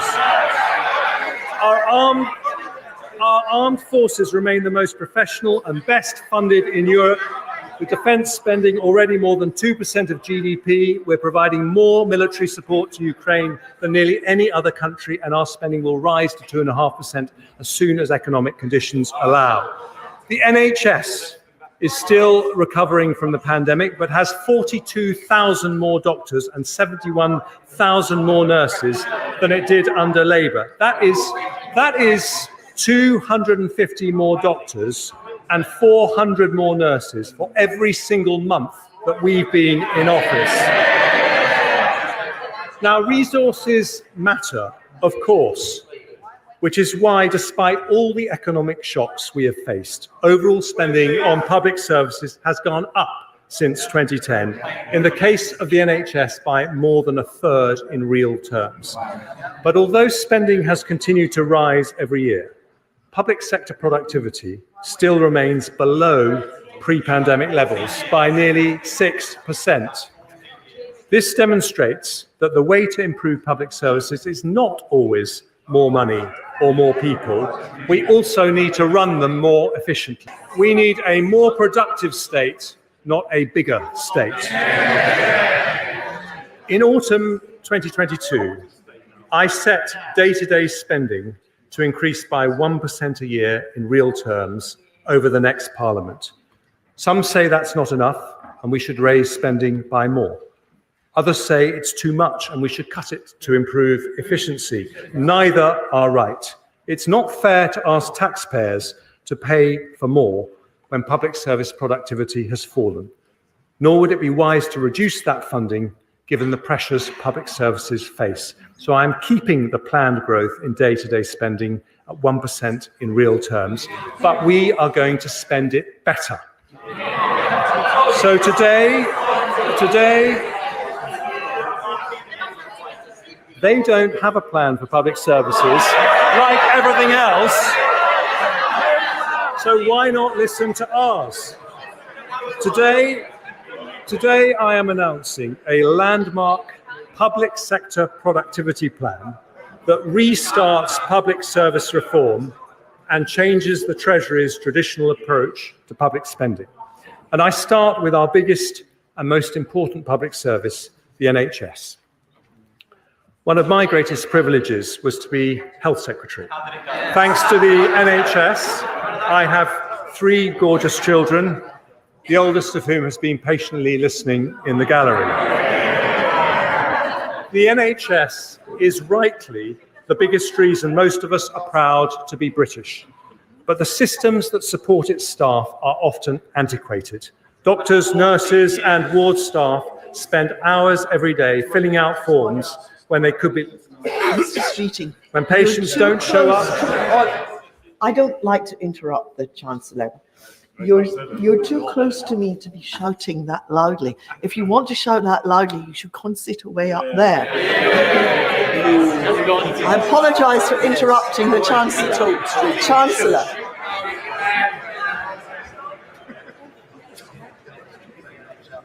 When patients don't show up, or one member of a team is ill, operating theatres are left empty despite long waiting lists. Now, when we published the NHS long-term workforce plan, I asked the NHS to put together a plan to transform its efficiency and productivity.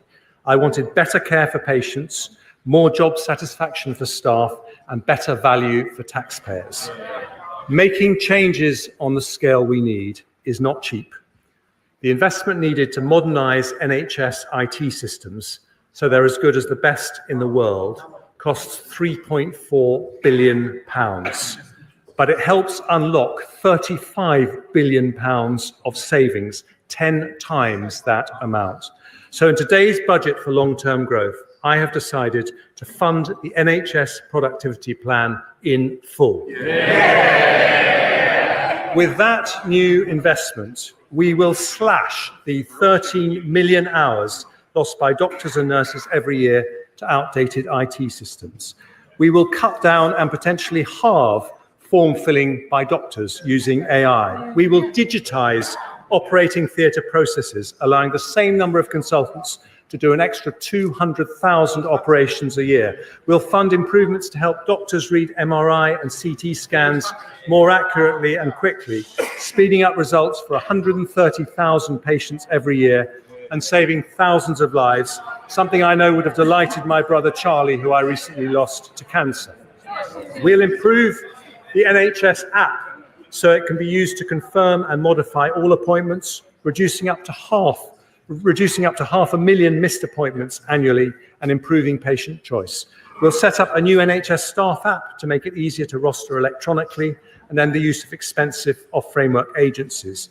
And as a result of this funding, all hospitals will use electronic patient records, making the NHS the largest digitally integrated healthcare system in the world. Yeah. Today's announcement doubles the amount the NHS is investing on digital transformation over 3 years.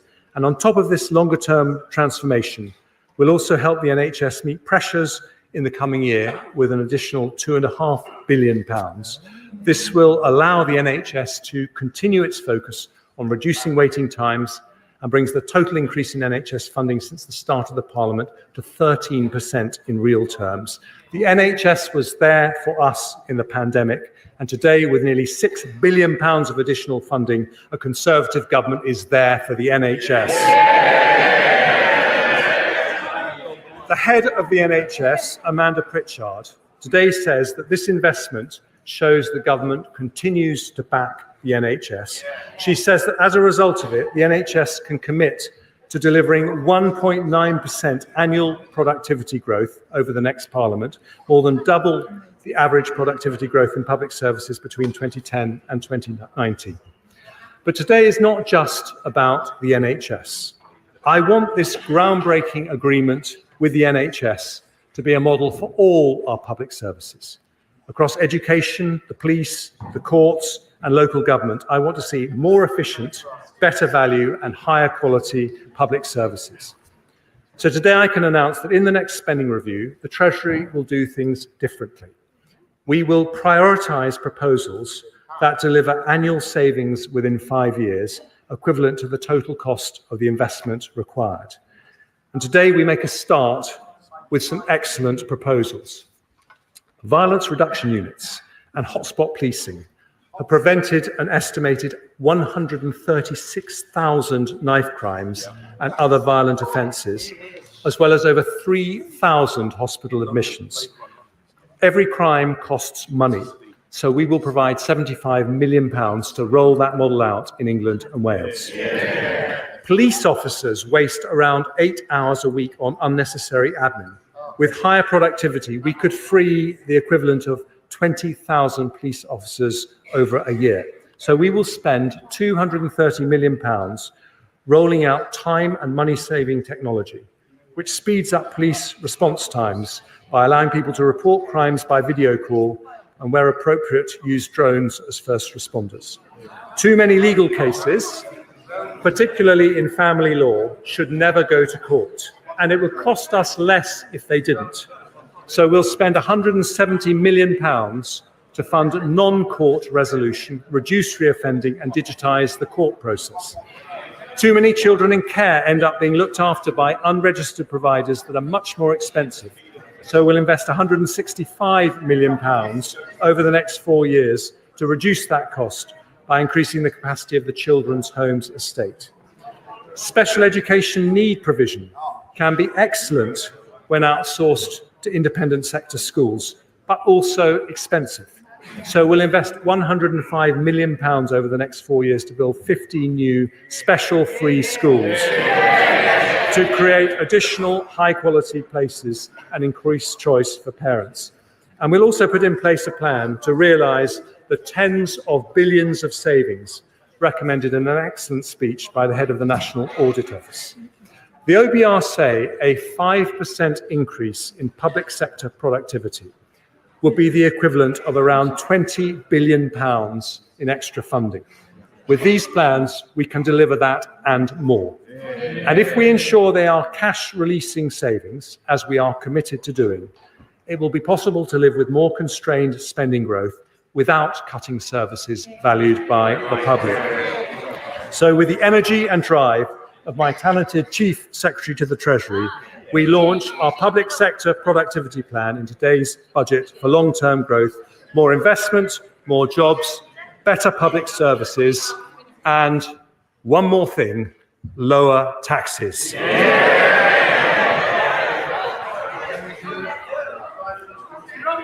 Keeping taxes down matters to Conservatives in a way it never can for Labour. We believe that in a free society, the money you earn doesn't belong to the government, it belongs to you. And if we want to encourage hard work, we should let people keep as much of their own money as possible. Conservatives look around the world at economies in North America and Asia and notice that countries with lower taxes generally have higher growth. Now, economists argue about cause and correlation, but we know that lower taxed economies have more energy, more dynamism, and more innovation. And we know that's Britain's future too. Before I explain how we will bring down taxes, I start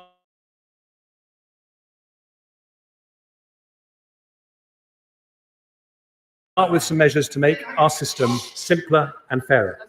We're today confirming the introduction of an excise duty on vaping products from October 26 and publishing a consultation on its design. Because vapes can also play a positive role in helping people quit smoking, we'll introduce a one-off increase in tobacco duty at the same time to maintain the financial incentive to choose vaping over smoking. I'll make a one-off adjustment to rates of air passenger duty on non-economy flights only to account for high inflation in recent years, and I'll provide HMRC with the resources they need to ensure everyone pays the tax they owe, leading to an increase in revenue collected of over £4.5 billion across the forecast period. Next, I turn to property taxation. In recent months, following tenacious representation from the honourable members for St Austell and Newquay, North Devon, cities of London and Westminster, Torbay and Truro and Falmouth, I have been looking closely at our furnished holiday lettings tax regime. I am concerned that this tax regime is creating a distortion, meaning there are not enough properties available for long-term rental by local people. So to make the tax system work better for local communities, I'm going to abolish the furnished holiday lettings regime. I've also been looking at stamp duty relief for people who purchase more than one dwelling in a single transaction, known as multiple dwellings relief. I see the Deputy Leader of the Labour Party paying close attention, given her multiple dwellings.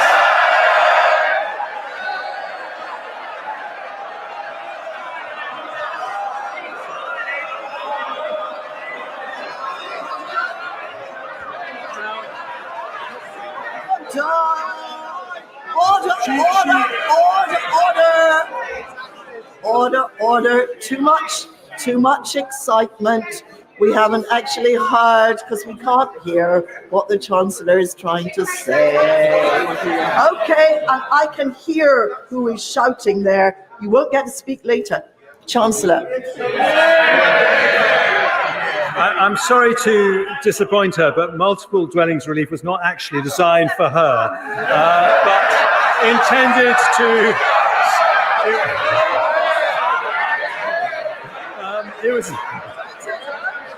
It was intended to support investment in the private rented sector, but an external evaluation found no strong evidence that it had done so and that it was being regularly abused. So I'm going to abolish it. And finally, as part of this budget, both the Treasury, a part of our look on property taxation, both the Treasury and the OBR have looked at the costs associated with our current levels of capital gains tax on property. They have concluded that if we reduced the higher 28% rate that exists for residential property, we would in fact increase revenues because there would be more transactions. For the first time in history, both the Treasury and the OBR have discovered their inner Laffer curve. So today I'm going to reduce the higher rate of property capital gains tax from 28% to 24%. That really is for you, Angela.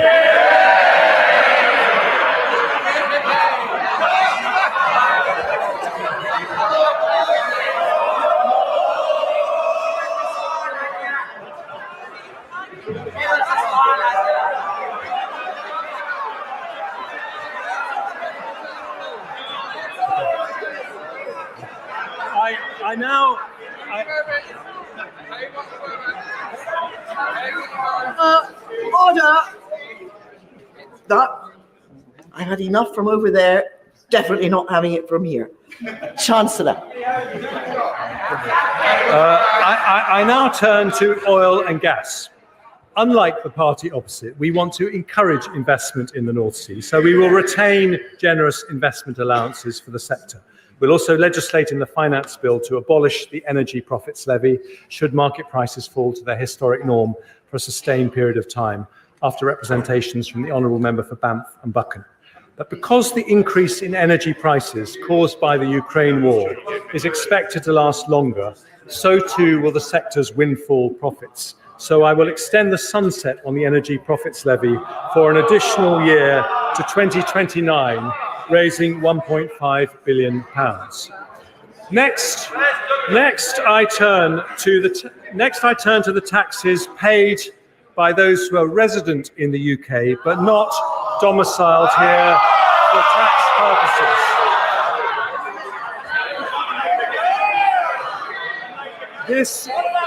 This is a category of people known as non-doms. Now,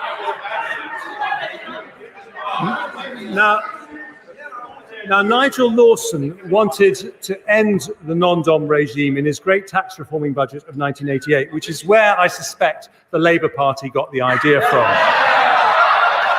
But I too have always believed that provided we protect the UK's attractiveness to international investors, those with the broadest shoulders should pay their fair share. After looking at the issue over many months, I've concluded that we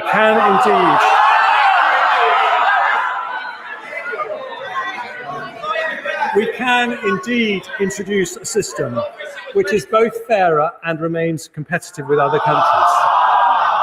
So the government will abolish the current tax system for non-doms, get rid of the outdated concept of domicile,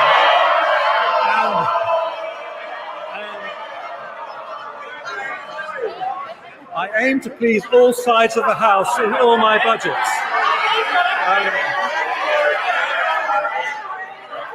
And we will replace... Order. This is impossible. Can you just... Order! Could you please shout more quietly? Chancellor. Thank you, Madam Deputy Speaker. We will replace the non-dom regime with a modern, simpler and fairer residency-based system.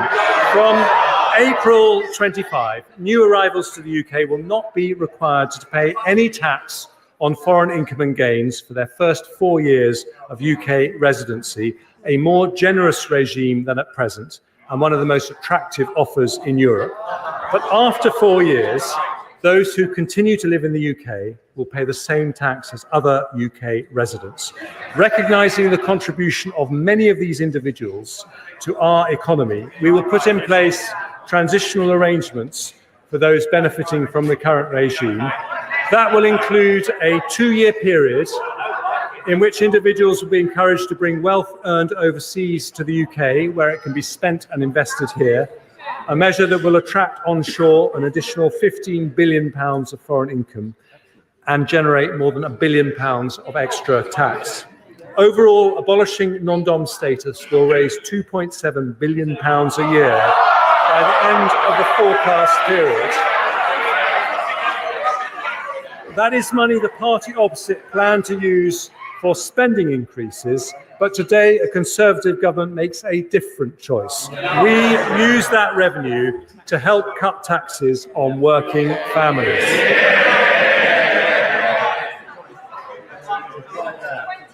And many of those families, Madam Deputy Speaker, depend on child benefit. But the way we treat child benefit in the tax system is confusing and unfair. It's a lifeline for many parents because it helps with the additional costs associated with having children. And when it works, it's good for children, good for parents, and good for the economy because it helps people into work. But we currently withdraw child benefit when one parent earns over £50,000 a year. That means two parents earning £49,000 a year receive the benefit in full, but a household earning a lot less than that does not, if just one parent earns over £50,000. Today, I set out plans to end that unfairness. Doing so requires significant reform to the tax system, including allowing HMRC to collect household-level information.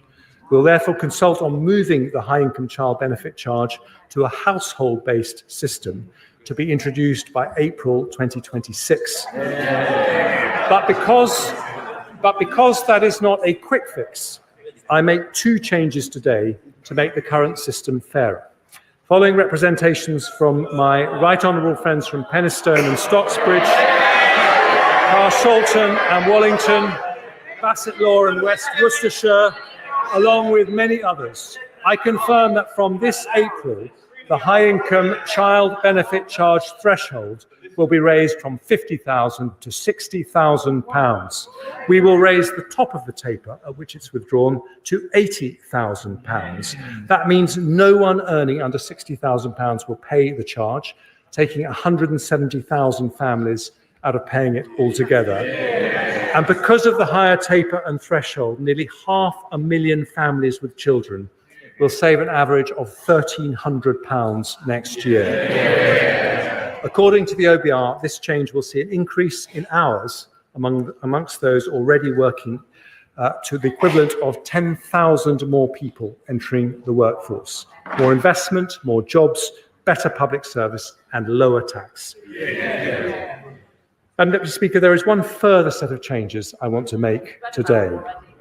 The way we tax people's income is particularly unfair. If you get your income from having a job, you pay two types of tax: national insurance contributions and income tax. If you get it from other sources, you pay only one. This double taxation of work is unfair. The result is a complicated system that penalises work instead of encouraging it. If we are to build a high-wage, high-skill economy not dependent on migration, if we want to encourage people not in work to come back to work, we need a simpler, fairer tax system that makes work pay. That is why I cut national insurance contributions in the autumn. By reducing the penalty on work, the OBR said that tax cut would lead to the equivalent of 94,000 more people in work. In other words, it would fill more than 1 in 10 vacancies throughout the economy. Lower taxes, more jobs, and higher growth. Today, because of the progress we have made bringing down inflation, because of the additional investment that is flowing into the economy, because we have a plan for better and more efficient public services, And because we have asked those with the broadest shoulders to pay a bit more. Order. Mr. Perkins.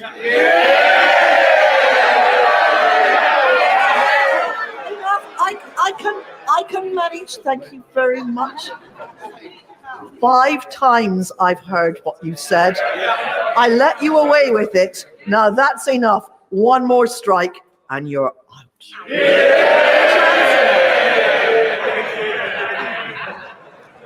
Madam Deputy Speaker, I do know how hard it is for them to listen to arguments for lower taxes. But that is the difference. Because we have asked those with the broadest shoulders to pay a bit more, today I go further. From April the 6th, employee national insurance will be cut by another 2p from 10% to 8%. And self-employed national insurance will be cut from 8% to 6%. It means an additional £450 a year for the average employee, or £350 for someone self-employed. When combined with the autumn reductions, it means 27 million employees will get an average tax cut of £900 a year. 2 million self-employed will get a tax cut averaging £650. Changes that make our system simpler and fairer, and changes that grow our economy by rewarding work. The OBR say, when combined with the autumn reduction, our national insurance cuts will mean the equivalent of 200,000 more people in work, filling 1 in 5 vacancies, adding 0.4% to GDP and 0.4% to GDP per head. This is the second fiscal event where we've reduced employee and self-employed national insurance. We've cut it by 1/3 in 6 months, without increasing borrowing and without cutting spending on public services. That means the average earner in the UK now has the lowest effective personal tax rate since 1975. Their effective taxes are now lower than in America, France, Germany, or any G7 country. Because Conservatives believe that making work pay is of the most fundamental importance, because we believe that the double taxation of work is unfair, our long-term ambition is to end this unfairness when it is responsible, when it can be achieved without increasing borrowing, when it can be delivered without compromising high-quality public services. We will continue to cut national insurance as we have done today, so we truly make work pay. Madam Deputy Speaker, we stick to our plan with a budget for long-term growth. It delivers more investment, more jobs, better public services and lower taxes. But dynamism in an economy doesn't come from ministers in Whitehall. It comes from the grit and determination of people who take risks, work hard and innovate. Not government policies, but people power. It is to unleash people power that we today put this country back on the path to lower taxes. A plan to grow the economy versus no plan. A plan for better public services versus no plan. A plan to make work pay versus no plan. Growth up, jobs up, taxes down. I commend this statement to the House.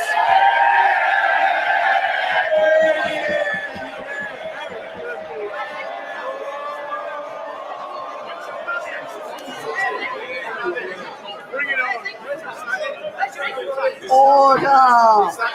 Order! Under Standing Order number 51, the first motion entitled Provisional Collection of Taxes must be decided without debate. Will the Chancellor of the Exchequer please move formally?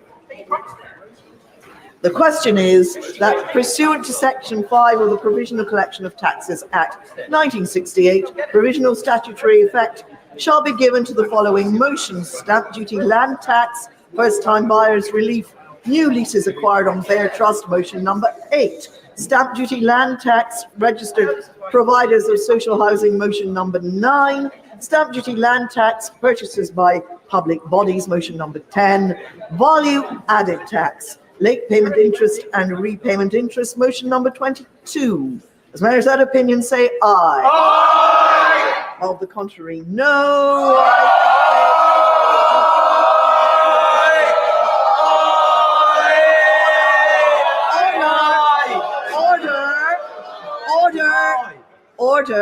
Order, let me explain for the clarification of the House that this is the provisional point, which is the provisional question which is asked at this stage, and that all members will have the opportunity, having heard the debate in detail, to vote on each of these motions next Tuesday, the 12th of March, at the end of the budget debate.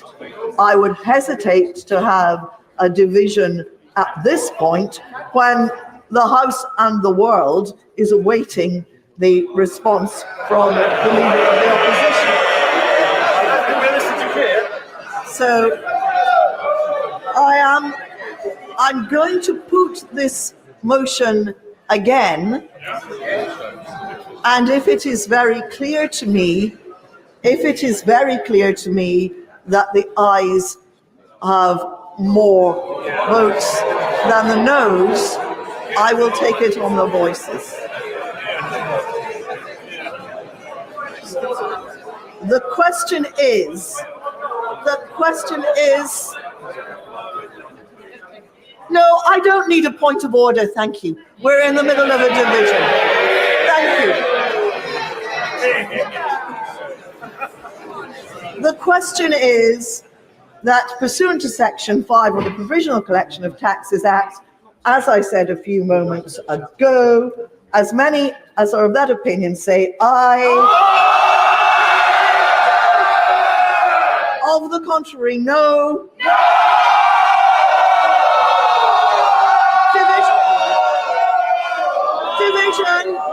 Division, clear the lobby. Should have shouted.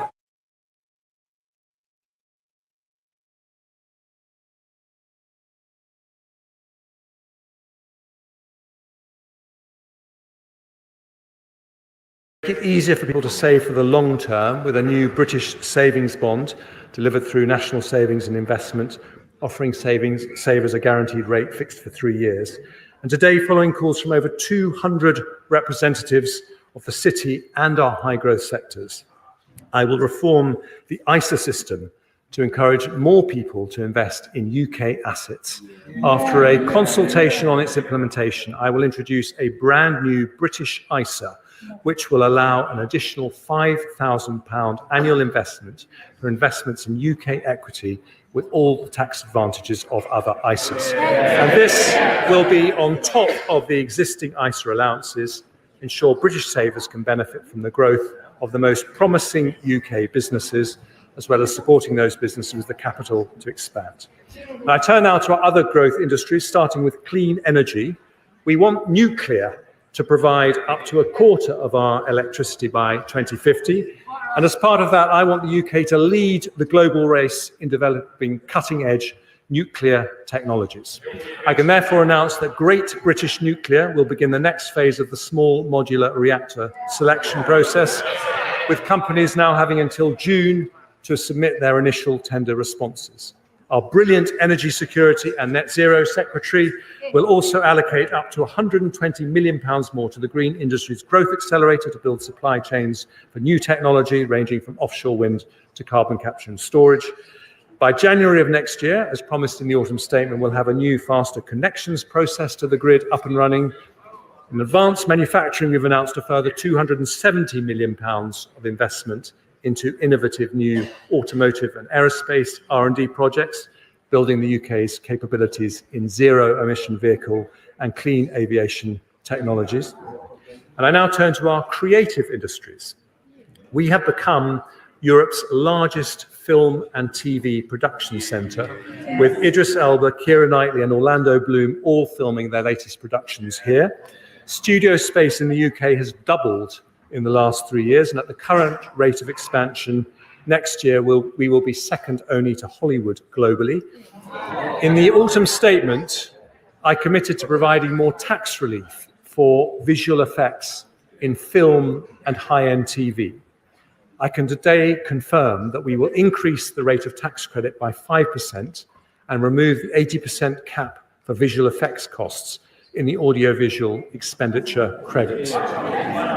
Having worked closely with the Culture Secretary and listened carefully to representations from companies like Pinewood, Warner Brothers and Sky Studios, we'll provide eligible film studios in England with a 40% relief on their gross business rates until 2034. And having heard representations from the British Film Industry Pact and indeed the Prime Minister, we will introduce a new tax credit for UK independent films with a budget of less than £15 million. For our creative industries more broadly, we will provide £26 million of funding to our preeminent theatre, the National Theatre, to upgrade its stages.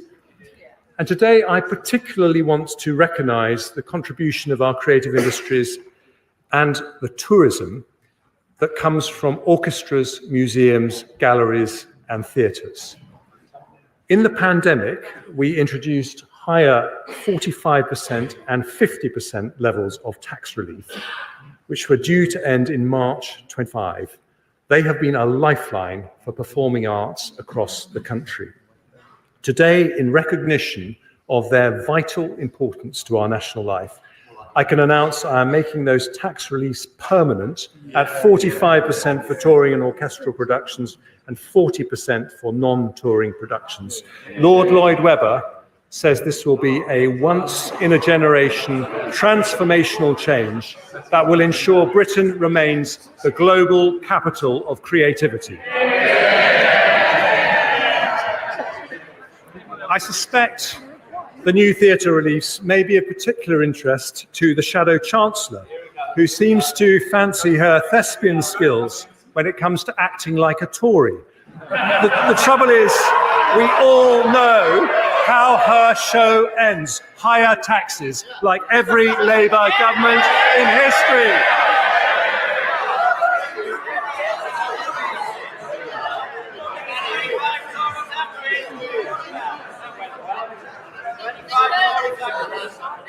I'm delighted they are cheering the fact that Labour governments always put up taxes. They're right. And I also want to mention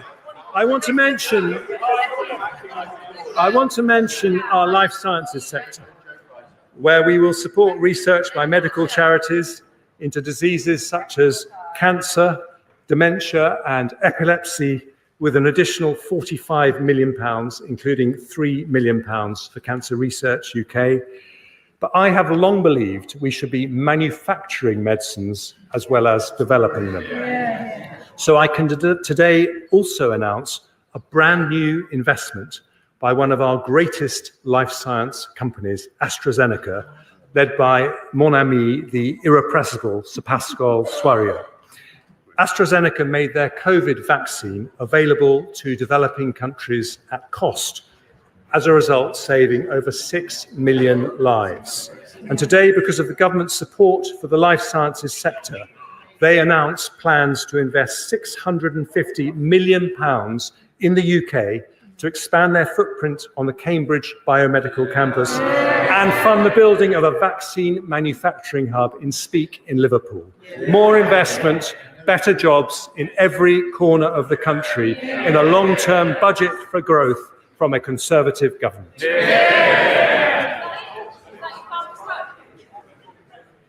One of the biggest barriers to investment is businesses not being able to hire the staff they need. The economy today has around 900,000 vacancies. It would be easy to fill them with higher migration, but with over 10 million adults of working age who are not in work, that would be economically and morally wrong. Those who can work should. And this is an issue that I have tackled in every budget and autumn statement I've delivered.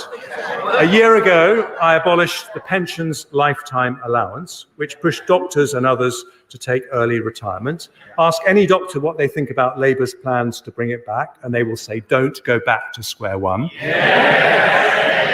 In the autumn, with the help of our superb Work and Pensions Secretary, we announced the Back to Work plan, which will support 1 million adults with medical conditions and reduced the number of people assessed as not needing to work by 2/3. A year ago, I also announced the biggest ever expansion of childcare, extending the 30-hour free childcare offer. Just listen. Extending the 30-hour free childcare offer to all children of working parents from 9 months. We've not had a childcare plan from Labour, so you might want to listen to ours.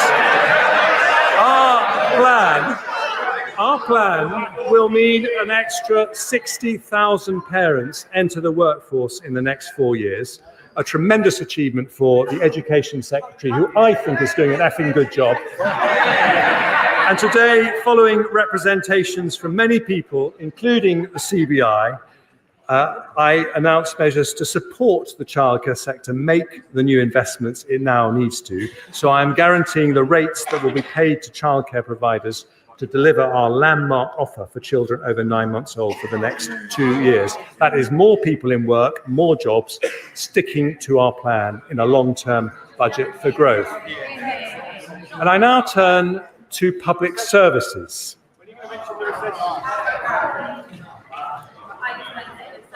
I thought they were supposed to be interested in public services. Okay.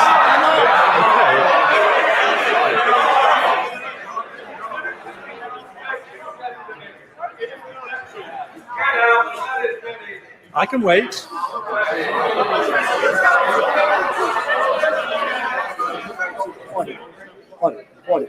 A little bit of murmuring is normal. I shouldn't be able to hear what you're saying over there. That is clearly out of order. Now, let's have some courtesy. Chancellor. Thank you, Madam Deputy Speaker.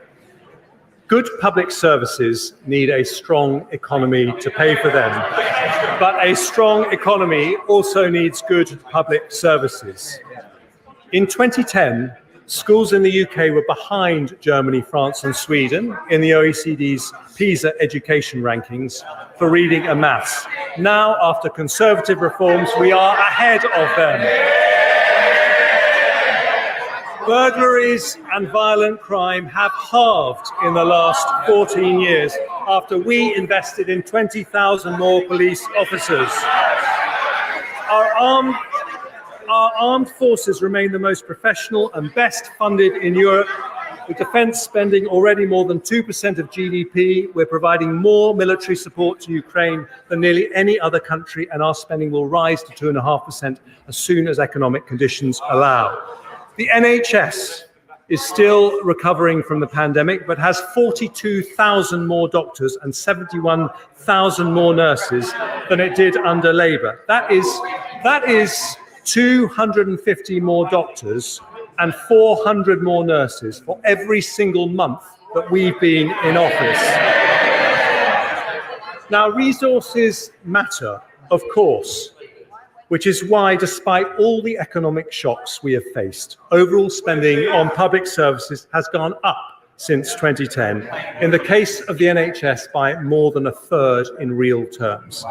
But although spending has continued to rise every year, public sector productivity still remains below pre-pandemic levels by nearly 6%. This demonstrates that the way to improve public services is not always more money or more people. We also need to run them more efficiently. We need a more productive state, not a bigger state. In autumn 2022, I set day-to-day spending to increase by 1% a year in real terms over the next Parliament. Some say that's not enough and we should raise spending by more. Others say it's too much and we should cut it to improve efficiency. Neither are right. It's not fair to ask taxpayers to pay for more when public service productivity has fallen. Nor would it be wise to reduce that funding given the pressures public services face. So I'm keeping the planned growth in day-to-day spending at 1% in real terms, but we are going to spend it better. So today, they don't have a plan for public services, like everything else. So why not listen to ours? Today, Today, I am announcing a landmark public sector productivity plan that restarts public service reform and changes the Treasury's traditional approach to public spending. And I start with our biggest and most important public service, the NHS. One of my greatest privileges was to be Health Secretary.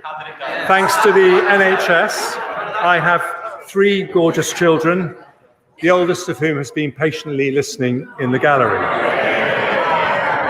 The NHS is rightly the biggest reason most of us are proud to be British, but the systems that support its staff are often antiquated. Doctors, nurses, and ward staff spend hours every day filling out forms when they could be. Mr. Streeting, when patients don't show up. I don't like to interrupt the Chancellor. You're too close to me to be shouting that loudly. If you want to shout that loudly, you should sit away up there. I apologise for interrupting the Chancellor.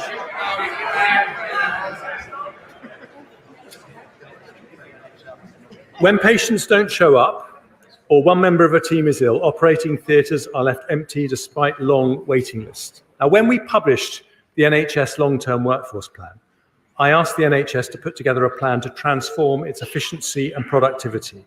I wanted better care for patients, more job satisfaction for staff, and better value for taxpayers. Making changes on the scale we need is not cheap. The investment needed to modernise NHS IT systems so they're as good as the best in the world costs £3.4 billion. But it helps unlock £35 billion of savings, 10 times that amount.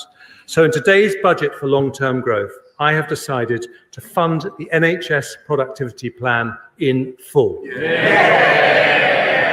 With that new investment, we will slash the 13 million hours lost by doctors and nurses every year to outdated IT systems.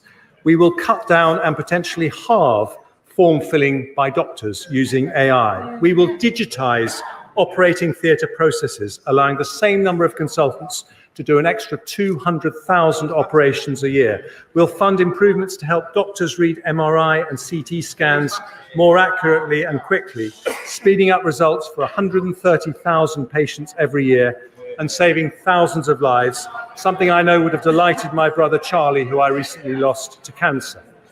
We'll improve the NHS app so it can be used to confirm and modify all appointments, reducing up to half 500,000 missed appointments annually and improving patient choice. We'll set up a new NHS staff app to make it easier to roster electronically and then the use of expensive off-framework agencies. And as a result of this funding, all hospitals will use electronic patient records, making the NHS the largest digitally integrated healthcare system in the world. Today's announcement doubles the amount the NHS is investing on digital transformation over 3 years. And on top of this longer-term transformation, we'll also help the NHS meet pressures in the coming year with an additional £2.5 billion. This will allow the NHS to continue its focus on reducing waiting times and brings the total increase in NHS funding since the start of the Parliament to 13% in real terms. The NHS was there for us in the pandemic, and today, with nearly £6 billion of additional funding, a Conservative government is there for the NHS. The head of the NHS, Amanda Pritchard, today says that this investment shows the government continues to back the NHS. She says that as a result of it, the NHS can commit to delivering 1.9% annual productivity growth over the next Parliament, more than double the average productivity growth in public services between 2010 and 2019. But today is not just about the NHS. I want this groundbreaking agreement with the NHS to be a model for all our public services. Across education, the police, the courts, and local government, I want to see more efficient, better value, and higher quality public services. So today I can announce that in the next spending review, the Treasury will do things differently. We will prioritise proposals that deliver annual savings within 5 years, equivalent to the total cost of the investment required. And today we make a start with some excellent proposals. Violence reduction units and hotspot policing have prevented an estimated 136,000 knife crimes and other violent offences, as well as over 3,000 hospital admissions. Every crime costs money, so we will provide £75 million to roll that model out in England and Wales. Police officers waste around 8 hours a week on unnecessary admin. With higher productivity, we could free the equivalent of 20,000 police officers over a year.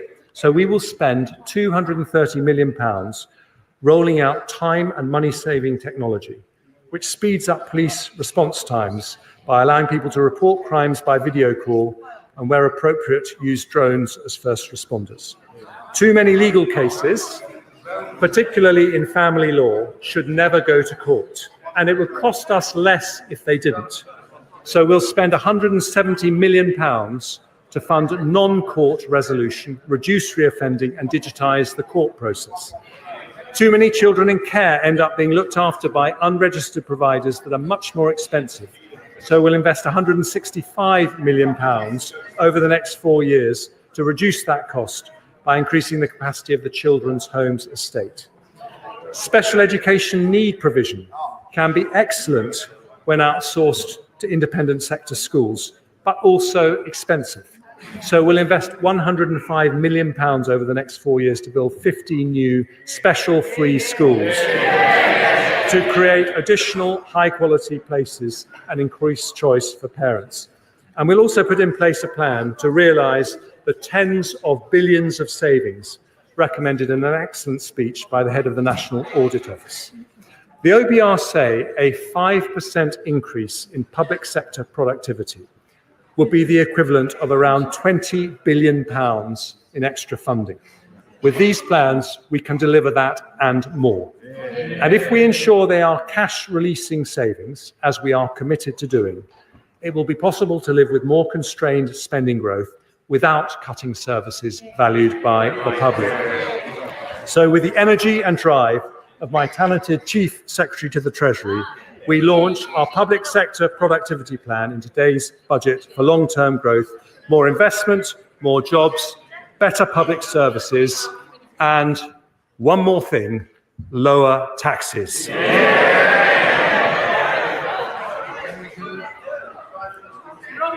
Keeping taxes down matters to Conservatives in a way it never can for Labour. We believe that in a free society, the money you earn doesn't belong to the government, it belongs to you. And if we want to encourage hard work, we should let people keep as much of their own money as possible. Conservatives look around the world at economies in North America and Asia and notice that countries with lower taxes generally have higher growth. Now, economists argue about cause and correlation, but we know that lower taxed economies have more energy, more dynamism, and more innovation. And we know that's Britain's future too. Before I explain how we will bring down taxes, I start with some measures to make our system simpler and fairer. To discourage non-smokers from taking up vaping, we're today confirming the introduction of an excise duty on vaping products from October 26 and publishing a consultation on its design. Because vapes can also play a positive role in helping people quit smoking, we'll introduce a one-off increase in tobacco duty at the same time to maintain the financial incentive to choose vaping over smoking. I'll make a one-off adjustment to rates of air passenger duty on non-economy flights only to account for high inflation in recent years, and I'll provide HMRC with the resources they need to ensure everyone pays the tax they owe, leading to an increase in revenue collected of over £4.5 billion across the forecast period. The Senate Special Committee on Investigation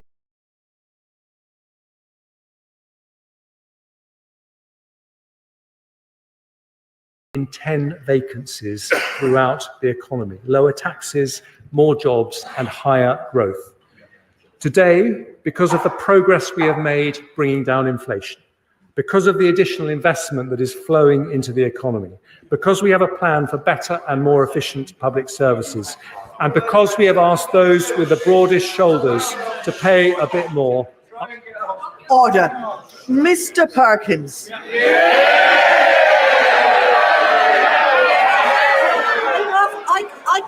I can manage, thank you very much.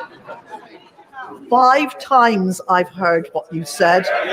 I let you away with it. Now that's enough. One more strike and you're out.